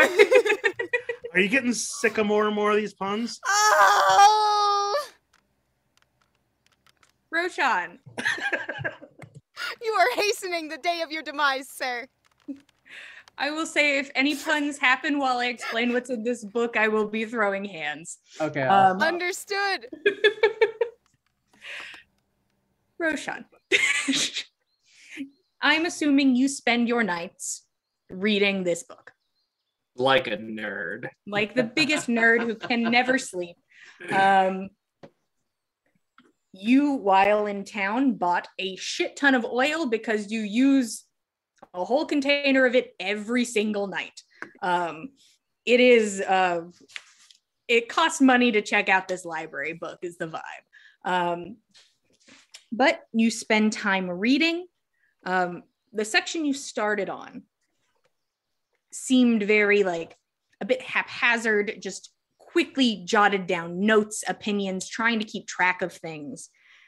Things start to slip more into a journal territory. And this is fully up to you as our note taker. Spoiler alert to the crowd. You can try to write this as I go, or I can show you it later. And so you could have it physically in front of you if that's what you'd like to do. But it's Coffee pasta. she girthy. I'm just gonna start there. We got some thick notes. It's some thick notes. I choked on spit. Goodbye. This is Thick with the 2 end. C's and a Q, I baby. remember breathing. I miss breathing. It was so cool when I could breathe. It was nice. So you all right, bud? I'm fine. Right before I have to read a shit ton out loud. Perfect. Yep.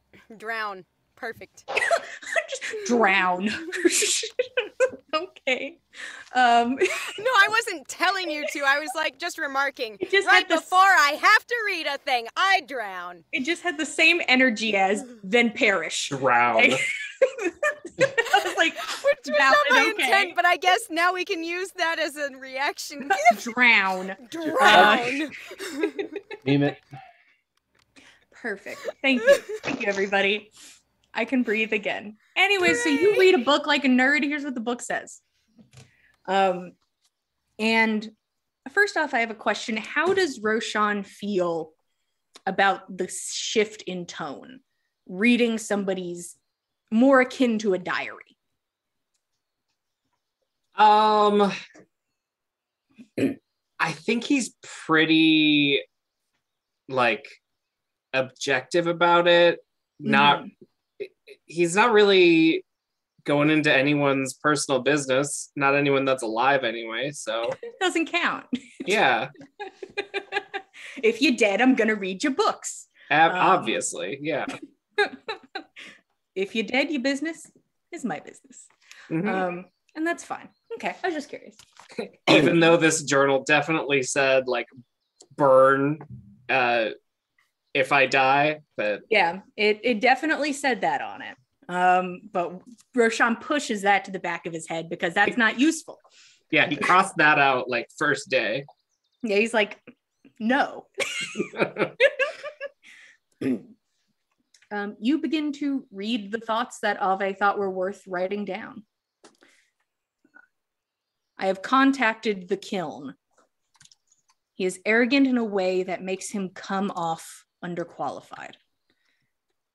But his ambition and his drive rival mine. I am lucky his own ability clouds his eyes. He will eventually stumble, but that may be catastrophic. In the magics we dabble, someone is going to get hurt. I'll keep an eye on this kiln the best I can for now. You move on to another topic. Sorry, that word was also in the sentence. I breached the topic of expanding the ritual to Dagwood. Make it something greater, more worthwhile. My want to help doesn't stop at Galunder. My sight is not limited like the gods who pick a town or topic and allow the rest to burn. Dagwood, of course, warns of the no doubt bleak outcome of a more ambitious ritual, yet helps me all the same. Gives her advice all the same. I know how this will inevitably end. Her field of study and love for the world serpent has made her the most adept practitioner when it comes to corruption and blood magic. She informs me her ritual will only work on a corpse. This does not dissuade me. And you skip to another section. I've had to feign illness all week. The amount of blood it has taken to imbue power into the pearls has left me drained. This also has made the late nights carving runes into the statue physically taxing. I have to remind myself what I am doing is good for everyone. I am tired, but my needs don't outweigh theirs.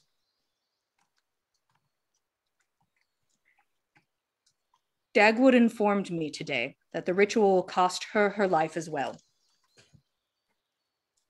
Neither of us waver. You flip the page. Can you read that last line one more time? Sure. Dagwood informed me today the ritual will cost her her life. Neither of us waver. So it cost her her life. That it will cost her her life. Will cost her her life. Okay. You flip the page. It is like scribbled and splashed with ink. You can see that there are words and drawings that were there. It has been aggressively scribbled over. You can give me an insight check to see if you are able to discern anything from it, but it is 2 solid pages that are seemingly redacted. I got 25. Hell yeah, baby. Hell yeah. First off, you are not able to get a full sentence even if you rolled like a 30. It's not happening. Sure. I'll take some light graphite and just brush it over the letters to make them a little more apparent. And the parts that you can get to show a bit better. You see near the top, her death. You see further down the word burden. A bit past that, you see the word fragments. And then you see near the end, does dying hurt?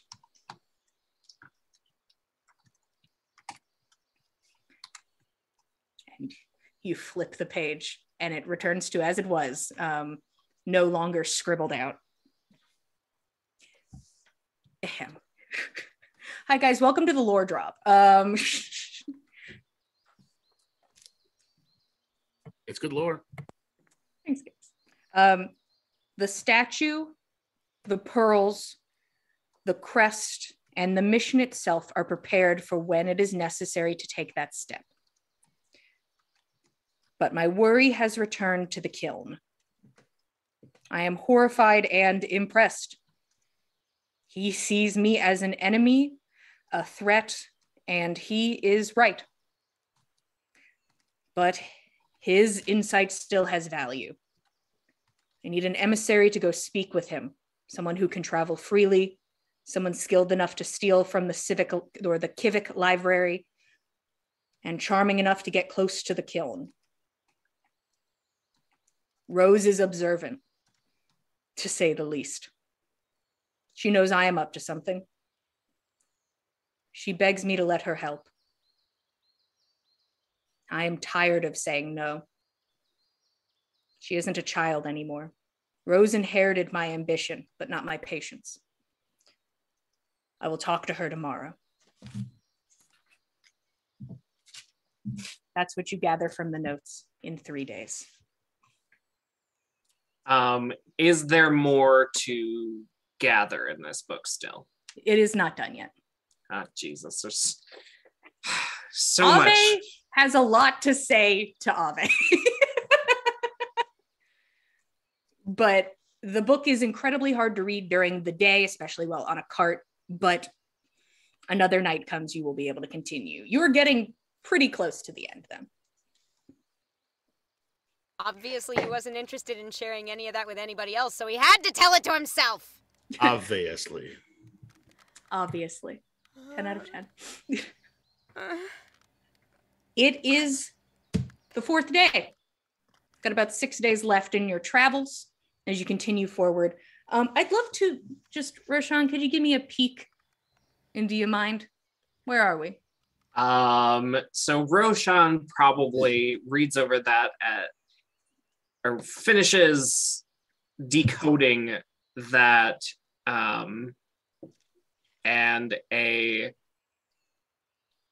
just a pit of dread in his stomach builds until the picture becomes clear, and I think he slams the journal closed and is angry on the 4th morning. Okay. Probably to a grumpy point baby where it's not something that would even pass Nanna by, blind as bad as she may be. Would you say it's a slightly obvious anger? Maybe just, or what do you think, Roshan? You're welcome to roll for it, but I think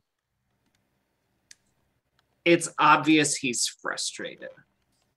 Okay. I think that Nanna would try and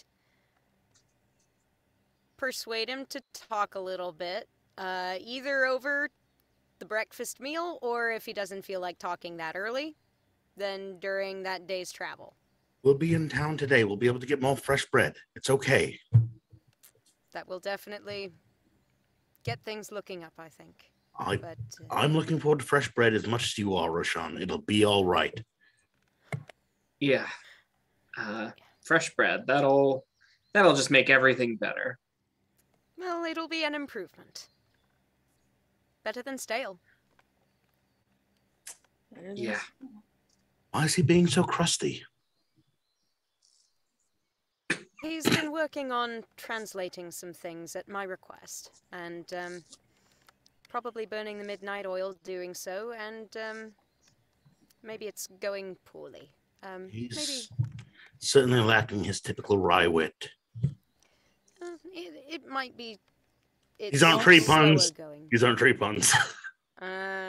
Just because they're different puns doesn't mean I'm not mad about it. All right, I'm done. I'm done. I won't do it anymore. But I was also looking at something, so it wasn't just me angrily in the corner. And because I wanted to check something, and you guys are just like, oh, fresh bread, and then you like think about it, and you're like, it's probably going to be more like tomorrow is the town where we can go. Tomorrow, but even still, Soon. On the way. Very soon. On the way. I have a feeling that maybe there's been a bit of a bump in the translation, or perhaps it's slower going than he wanted. Maybe just leave him be for a little while, and I'll try and talk with him about it later on. Once he's had some time to wake up a bit, or come into the day. All right, I'll let you. You have a way with him. He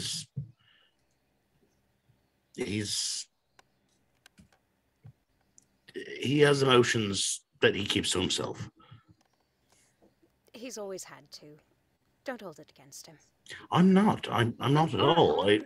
I far be it from me to pry. I want him to be well. If he could share with us, I'd appreciate it. But he seems to trust you and not the rest of us as much. But I was just picturing Roshan like 2 yards away. Like literally right behind him. They're all like everybody in a group, like Tordrick's doing that thing where he stands really still, like he's not listening to something, and he's just like, yeah, right. I don't hear it. I'm gonna go get the horses. Like, sorry. they think this kid- Just slowly back away. But all of you clamber into the cart, feeling however you may feel this morning, and begin to make your way down the road. You truck forward. The snow has led up to being incredibly light today.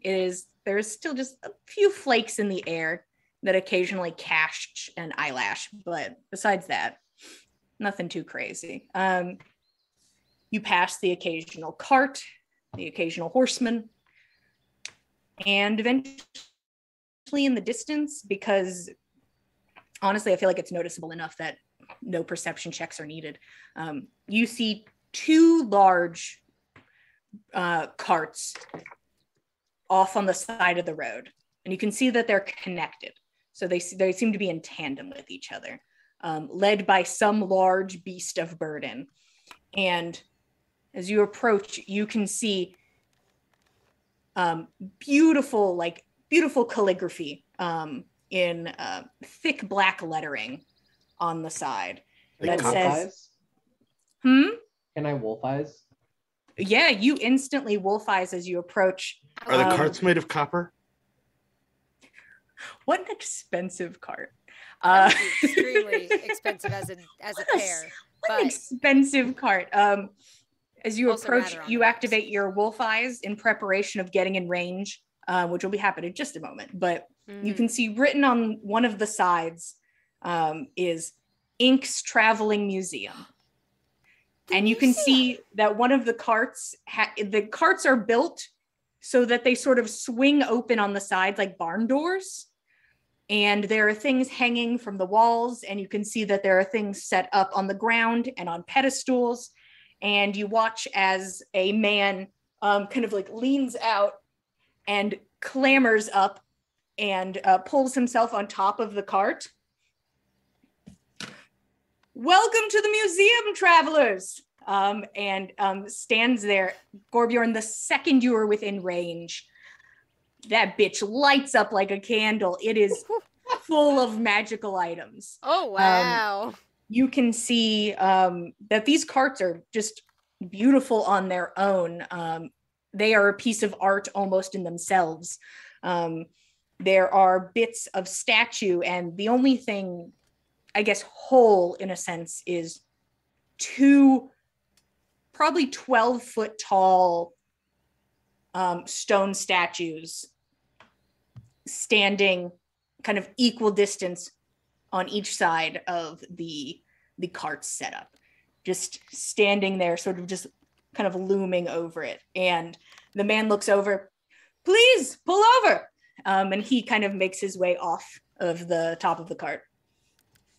Alright. This man has black hair that's like slicked back and just kind of like dark blue eyes. His outfit seems very nice. It seems to be made of high quality materials. And he's like, glowing? He is wearing a ring that is glowing. Gotcha. He steps forward. Welcome to the museum. It is free to look. The tour costs a gold. And sticky fingers, don't leave. And he smiles. Just a warning. I give it to everyone. It's a fair warning. The thing is, I highly recommend the tour if you're interested. Roshan will reach into his now very jingly coin purse and pull out a gold and say, I recently came into a bit of money. I would love a tour. Of course, takes the gold. This is for everyone. No need for everyone to start throwing around coin. This is a service to an extent. And he smiles. Ben takes out his water skin and like starts washing off his hands because he doesn't want sticky fingers. So don't take my fingers. Now, this is what I say before all tours. So once again, don't take it personally. If you decide that you would prefer to have these things in your possession, and he motions to the cart and the items behind him, I believe Odin and Tyr will have an issue with that, and points to the two statues. And now you can see one of the statues has an eye patch and the other one has like the hands against the chest and like one of the hands just fully missing. Yep. That Standard is symbology. My warning to you, but you look like you're more of the learned type, more interested in the art of it, the oddities of it, the fun of All it. of it. All of it. He smiles. There's an aura of charisma from this man. So all of you are interested, which is a good thing because I don't label anything. So one moment, let me go get your tour guide. And he walks around to the back of the cart. Okay. I just want to like be gallivanting in the front a bit. Not even looking at him the whole time. I'm looking around. Like I'm not even interested in him. I want to throw off like my real sense of princeliness rather than like this guy's glowing the most I've ever glowed. Like I'm jealous of him. I want to like try to play like I'm his level. Like that makes sense. Hell yeah. That makes sense. Prince Gorbjorn in full swing. You are covered in magic items, so you're just like, I'm ready. I am ready to bling with the blingiest. Full chest out, head up. Gorbjorn also admitting an energy. The man steps behind the cart. A moment passes, and a woman in a similar uniform steps out. Hi, my name's Chelsea. I'll be your tour guide today. If you follow me, we could get started. Hello, Chelsea. Good to meet you. Can you describe Chelsea for us, please? Chelsea has tan skin and blonde braided hair. She's a human? Yes, she's a human. Both appear to be human. My gauntlets out for like a kiss kind of thing. He is a prince visiting from faraway lands. Well, how could I say no then? She gives the gauntlet a kiss. She's like, sure. She smiles, like a little blush to the cheek. All right. Are you all ready to learn something? I'm sure you already got the talk about, and she motions to Tyr and Odin. Yes. No sticky fingers. Okay, no sticky fingers. We have a jar for that. I'm kidding. Anyways, be the strangest thing we saw. Let's go. And she leads you over to this area just full of stuff, ranging from statues to textiles. Help. Tactile textiles. Yeah, same thing. Easy, same thing. And she's like, let's start here, and brings you forward. Okay. This quilt, And you see there's a quilt sort of suspended on a little wooden beam on one of the walls of the cart. We found this piece, oh gosh, a long while ago, and it had been made, she's at least a couple hundred years old, we have to assume. She's been taken care of so well. This tapestry depicts the foretold fight between Jorman Gander and Thor. And you can see that it is just this very dynamic pose in a quilt of what you can only assume to be Thor, just this bright red hair that flows out behind him, an equally long beard sort of pushing outwards.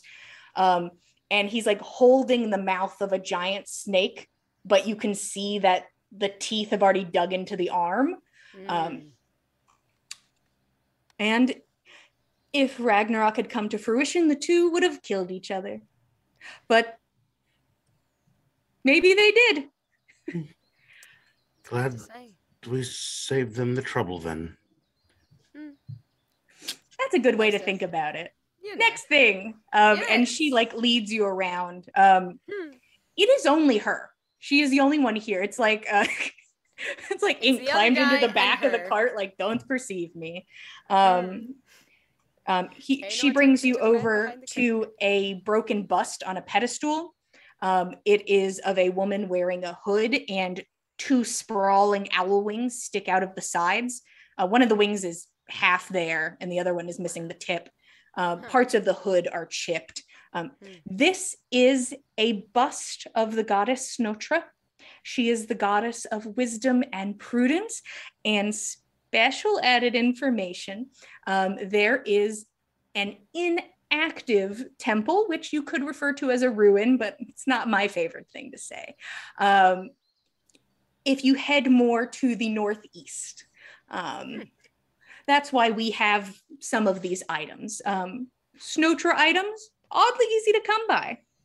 You just took the things from the inactive temple? We didn't. Somebody else did, and then thought it was best that it was in a museum. All right. Just checking. That's all. No, of course. No issues here. So the worship of Snotra has not continued much in this region? It varies. You can tell that the temple is probably pre the fall. I'm sorry, post the fall. That'd be crazy, wouldn't it? That would be quite old. Quite old. That'd be insane. It's not that. But this place, plenty of items to be given, which is also this, and she points to a pile of books next to the statue. These are books taken from the temple as well. And you can see that they are not in common, but she points to them and reads them out loud. This is the Plague of Knowledge, Do Not Seek Your Bane, and A Well Too Deep. Does it look like a language that any of us might know?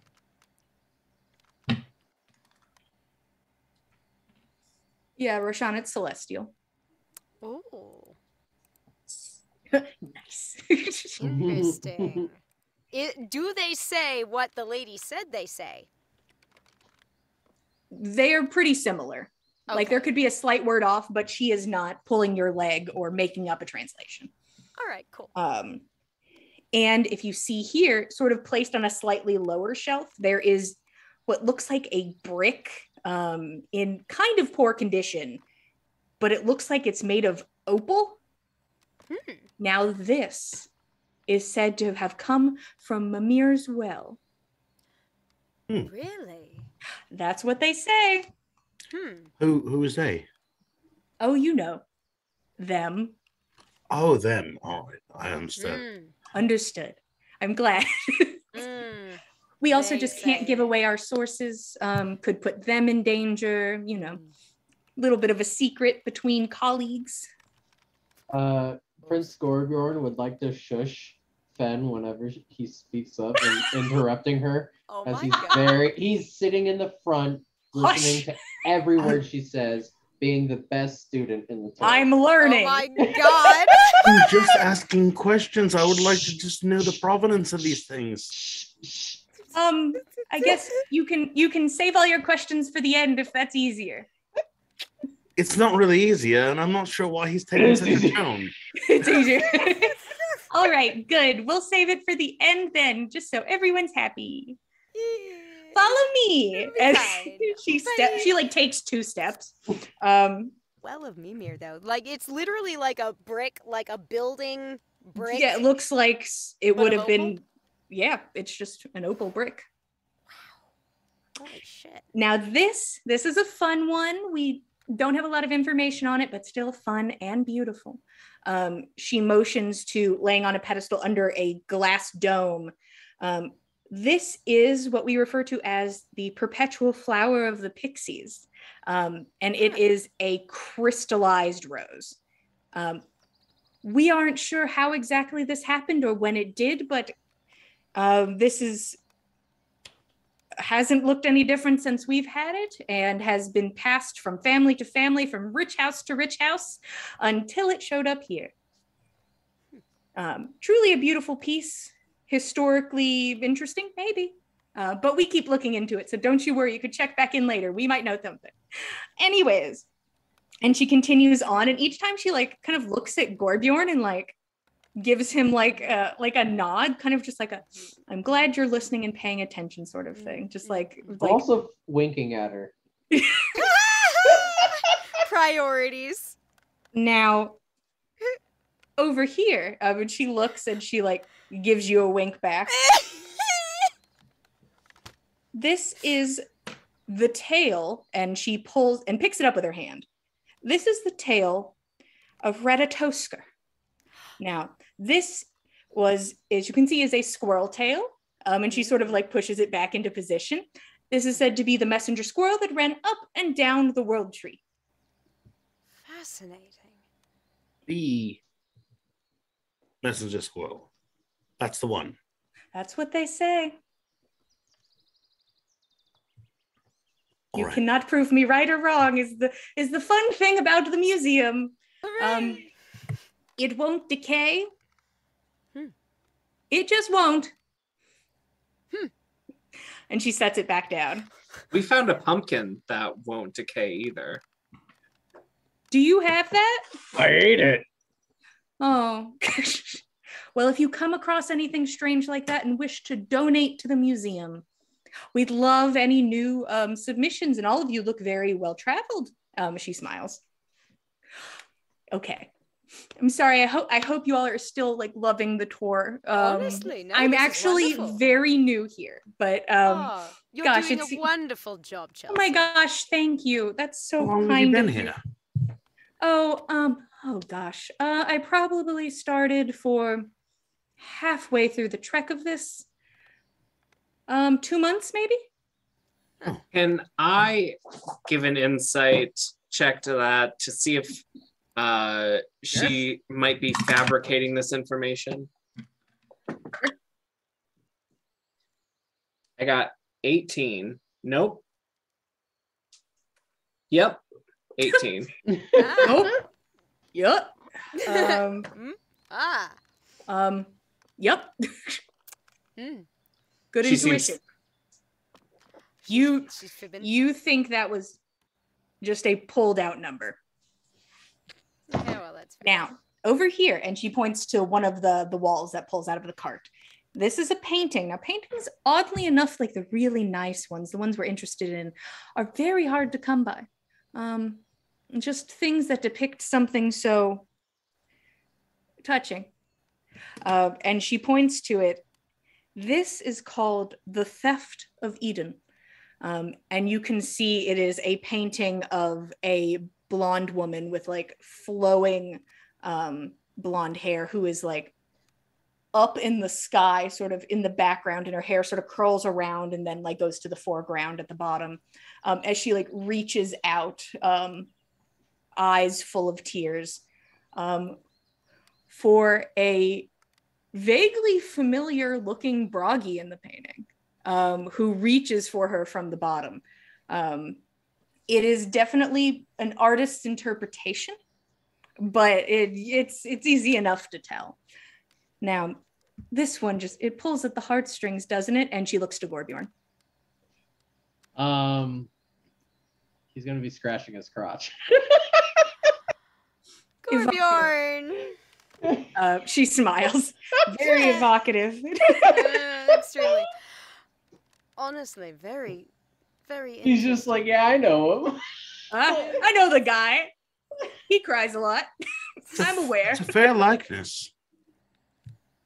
That's what they say. She looks at it. This one always gets me a little bit, and she like blinks like really rapidly. Okay. We never met Eden. She's. I guess she was in the fall. So now she is just a lot of very deadly trees, as every woman wishes to be upon their death. Honestly, it is a mood. It's a mood, I feel it. That thing. The thing with the mask. Oh, okay. I just want to die and become a terrifying tree. I don't think that's a lot to ask for. I can relate to that too. I'm not a woman, but I get it. I understand. That's wonderful. We can all aspire to one day be trees. Gorbjorn's going to like randomly do the tree moan throughout the rest of the tour, going,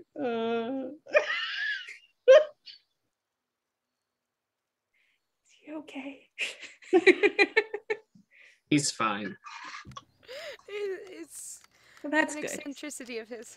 That's all right. I've had princely eccentricity. It's interesting to say that I have had a lot worse. Just ignore him. Let him willow away over there. Now, this also a piece that we can only assume was preserved by magics in some form. This is the dress of Raz Valum. This is said to be the last queen of Elfheim.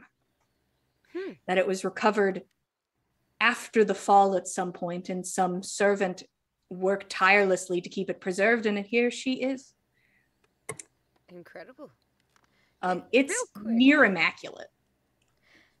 Does that tickle any No. either lore or any sentiments left over perhaps from a certain ghost mucking about in a certain ranger's skull? So you know right off the bat that does not match the name of either ghost that you met.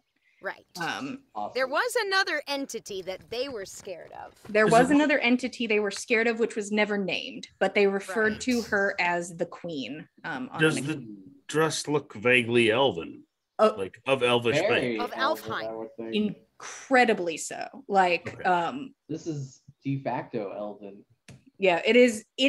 Looking at it, Proto-elven. it's insane to think of it being there for how old it would be and what it was and what it lived through. But if you had to imagine what it looked like, this is what it would look like. A beautiful piece to have. Nanna, could you replicate that? Perhaps. Certainly not in any way that would compete with your display here. Well, no one Definitely could. Not. No, certainly not. No. But if I might be able to observe it for a short while, if that's okay, just that I might be able to take down the most important details.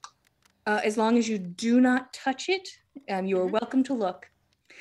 I will tell you now, if you touch anything, even if it is just a friendly look about, and she points to Odin and Tyr, they will activate. Oh, they can't tell the difference. It's the touch. The touch is what does it. Yes, if you going to gently place a hand at her side. Huh? And see if the statues go off. She looks at you. I'm not part of the museum. Very cheeky. But if any of my blood is spilled, they will activate. That is also the second thing. So you'd have to kill me quick, but they would still come for you. They're not gonna hurt you. We wouldn't want that. I'm just laying it all out. Just yours or Ink's too? Oh, anybody who works for the museum. Huh. Interesting. It's just for safety, just for precaution. It's a Not good everybody is as security nice measure. as all of you. Nanna, can you be the elf queen now? I don't think so. You can Think make you could your if you outfit really be tried. anything. I would need to lengthen these a little bit more, I think. My cosplay isn't complete. I don't want to do a need to half-ass fashion the cosplay. You Do know, the dress. Do the dress. I'll take down as many details as I can. You have magic armor that can look however you want. Oh my god! Yeah, I that's forgot. Not as I like, 100% oh. Mac brain, no work, good. So sorry. Oh right. Nanna will try and make it an acceptable mimicry. I'm sure it would have details off that the museum people would notice. and of course, the back is going to be a guess. Yeah, the back is a guess. 100% a guess. The back is a billion% a guess. It's like oddly low resolution. Like Yeah, it's just like. Did Can not you add render. pixels to your back, please? yeah, 4 pixels. Dude, For dude. somebody with an untrained eye, it is a beautiful elven dress you are wearing. Huh. That's so fun. It's similar. I don't think I got it quite right, but it's not too bad. No, it's- a mess. It's great. I love to see it. It's a beautiful design. It truly is. It would be a shame for something like that to be fully lost. I doubt anything exactly like it could ever be recaptured, but I don't know. Nope. If Maybe- something happened to this dress, there would never be anything like it ever again. Which it just is half the thrill of the museum, I suppose. That is very true. We are coming close to an end of our tour, but I'll just show you these items, and then you're welcome to walk Please. around and ask questions and look at things, and it'll be great fun. Carry on. This is Dropnir, and she brings you over to another glass container, and inside is a golden ring. This is said to be a ring worn by Odin himself, and it makes more rings. I don't know why he needs so many. That would be a common piece of knowledge. That's a common legend for us Yeah, to know. You would know that. So that's It the just one. makes So they say. 8 more for fun. If you wear it, it just makes 8 more. Yeah, you could make 8 more if you wear it, but we can't touch it. Right. No touching. And then, then I'd have so many. And then I feel like it would, is it really that interesting if there's a million of them somewhere? I don't know. Possibly not. But moving along, she brings you over to a beautiful dark blue helm. It has just like very sharp angles, and on the sides gets jagged, almost like teeth. Now, this is said to be owned by the frost giant Thrym. This was supposed to be the trickery, the veil that they've produced, and she like motions towards like where the eyes are. Said to be glamored in some way that it blinded him from the trick that was being played on him. Fascinating. Does it look anything like Gorbjorn's gauntlet? No. Okay. Gorbjorn's gauntlets have been stated to not be Of giant make. of giant make at all. They are for Okay. getting giants. Got it. But still a beautiful piece nonetheless. Some people call it the Veil of Thrym, but it's just nice to have Gorbjorn. You feel like cold wind at the back of your neck. Oh no. Now over here, I can't open this or we all might die. She picks up a terracotta jar. Inside of this is supposed to be the poison of Nidhogg and also includes a bit of tooth. And she kind of sloshes it slightly and you can hear just like a slight tink, tink, tink. Oh. Sadly, you have to take my word for it, which I hate doing. But once again, poison. I don't think any of us want to breathe any of that. Perfect. Thank you so much for understanding. But it's just still fun to have. And she sets it down. And this, our piece de resistance, the end of our journey today. And she motions to a large wooden slate piece that looks like it was broken off of something bigger. It seems to be an etching that also has, seems to be scorched in places to add shadow and depth in certain areas. And it is a vivid piece of the world tree split down the center and like the moving of worlds. This is the death of the world tree. A beautiful, evocative piece. One can only imagine. I'm sure it wasn't this quiet, though, if it were to happen. Chances not.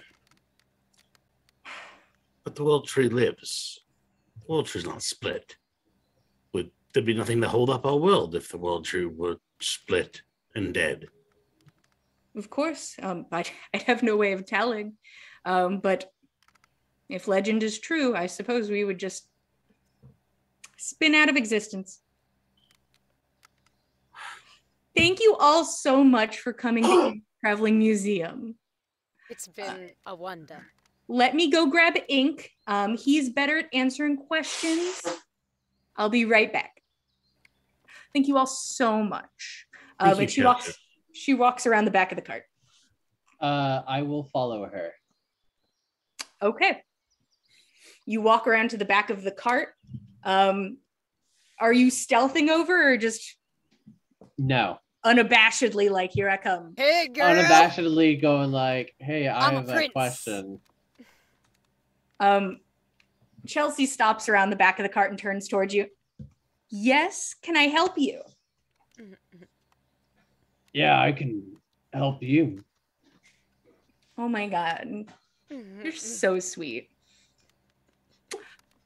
I am on the clock. But maybe we could get to know each other better later. I'm going to How take that late in the day is it? with a gentle nod and awkwardly walk around back. I promise you that there might be a later. Yeah. And you walk. He's just like okay. Like he's not very good at like taking like he's just such a shy clam, but he's just somehow always putting himself out there. Yeah. He doesn't take the L well, but he accepts it. He's okay. Yeah. Okay, later, I guess. Like after you walk back around, a moment passes, ink comes back out. How did you enjoy the tour? Wonderful. Very, very interesting. So glad you enjoyed it. Are you mercenaries? Mercenaries? No. No. Oh. No. Why? No. I'd love to get paid for this. I would love to pay you for something, is why I was Well, bringing it up. What is it that you need done? We're rather multi-talented. I could tell by, I'm being just polite, the armor and the weapons is evocative of mercenaries, but if you are not such, that is fine, but I do have a job available. these are my royal guards. She has a fine elven dress from Elfgard. I also have a fine elven dress from Elfgard. It was Alfheim. I'll tell him to shush. Like, Elfheim, yes. There you go. Elfhole? Versus. Shush. Well, if you and your guard are interested, these roads have come a bit dangerous. Usually I sort of do the north-south type deal. I am venturing outwards. I want to head a bit east, new clientele. Also, maybe I'm picking up something from somebody who wants to donate to the museum. But that is neither here nor there. We keep that in a good company secret. But I need someone to help escort the museum. Huh. What would be your trajectory from here? I plan to go as far eastward as I can, and then once I get east, I will decide if I'm going north or if I'm going to go back.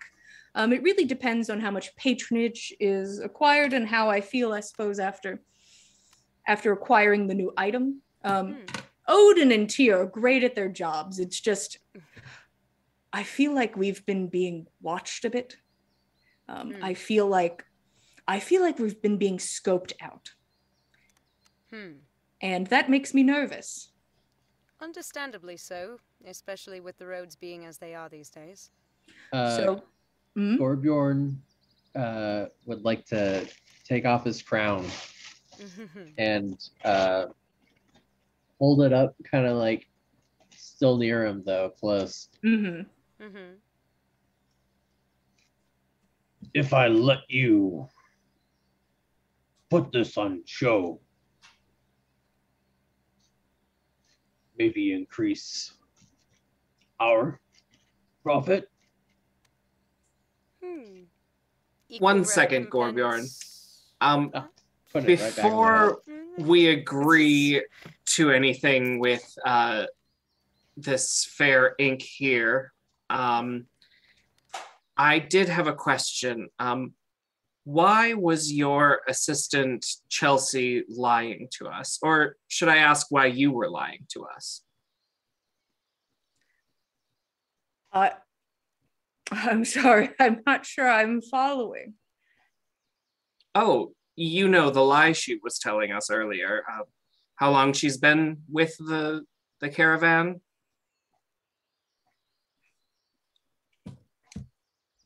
I should have a stern talking to with her about, lying to the customers. But then again, you can't give them all the information about your personal life, right? Well, I hope that conversation with the mirror goes exceptionally well. You watch as the body shifts and Roshan is standing in front of himself. Holy shit! Well, Mr. Mirror, let's have a conversation then. And that is where we are going to stop for tonight. Well, all right then. Thank you all so much for watching. We truly appreciate having. Hey, what's up? We truly appreciate having you guys here. We love getting to tell you a story. And thank you for being here to see the traveling museum. Here at the Dice Cult, we got a bunch of things going on. I believe this is the on week for Legends of Theia, which is run by Frank. We miss him, but we understand he's very busy. Bring a drink, bring a snack, enjoy just some good old-fashioned Dungeons and Dragons. That is every other Tuesday at, I believe it's now 10 p.m. Eastern Standard Time. But you could follow us over on Twitter at the Dice Cult to check in on when things are going to go up. To be super sure. This is the on week also for, do they line up? Yes. Or are they on opposite weeks? No, this should be on. That's what I thought. This should be on the week. This is the on week for Cordially Invited, which goes live on every other Wednesday over on our YouTube channel, youtube.com/The Dice Cult. If you miss Abby, you can go run over there and say a nice how do you do and watch their very fun show as they try to run a wedding. And as we know, normal people can't do that good. So I'm sure magic makes I'm trying my best right now. They're doing a better job. Christo could tell you all about it. Would magic wizards help? I don't know. Probably. Actually, this should be going better. There'd be a lot more orb gazing. Just more moments. A lot of books. I'd probably be wearing a robe instead of a three-piece suit. If I'm a wizard, I'm wearing a robe to my wedding. That's valid, honestly. No, I'll wear a tie in hell. No, I just ordered my suit today. That's why I was late. Yeah. Ooh. Yeah, I got it all fitted. And... Oh, nice. Fun. Congrats. Oh, yeah. I can't wait to see that. Me neither. You better share. Emerald. Yeah, I'll send a photo to you. Ooh. Gosh. Now I want to talk about this, but we got to finish the announcements. No, we're not talking about nothing else. Nothing else. We got to hear about the fashion choices. No more fashion. Only Vampire the Masquerade in the last remaining night. Right. Every Saturday at 9 p.m. Eastern Standard Time. we are in the end game, boys. Elysium is fast approaching, and some people can live in the city and some can't, and some might die trying to leave, and others might die trying to stay. At least there are monster girlfriends. That's true, who are currently separated by No! a building full of very fancy vampire cops. Oh no. But the party is now actually very split, with one upstairs in the tower with the prince, one possibly going downstairs to go on a secret mission of their own. Oh and no. our resident usually does dumb shit is just taking a walk. God damn it. You're just taking a walk. Tear. But I'm sure everybody else will be okay in the they'll be tower fine. full of cops and the prince. It's fine. Anyways, if you're interested in the struggle, or to watch Tyr just have a sad walk by herself, you could join us on Saturday at 9 p.m. Eastern Standard Time. Thank you all so much for being here. If you want to keep up with us, we are at Backs of Gods on Instagram and Twitter. We just posted an in-color picture of Fen if you want to go check it out. Thank you all again. We really appreciate it. We love having you guys here.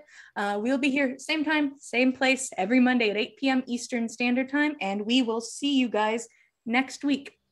Good night. Good night. Thanks for joining us, Everybody. Yeah, we have no more.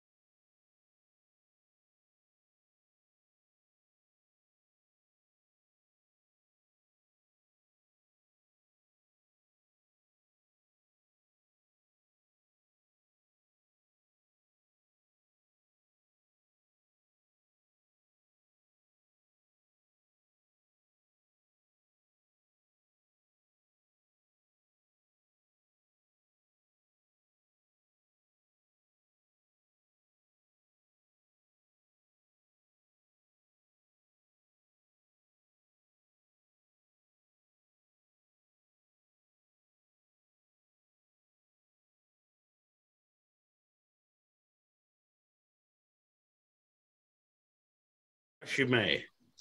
May I mark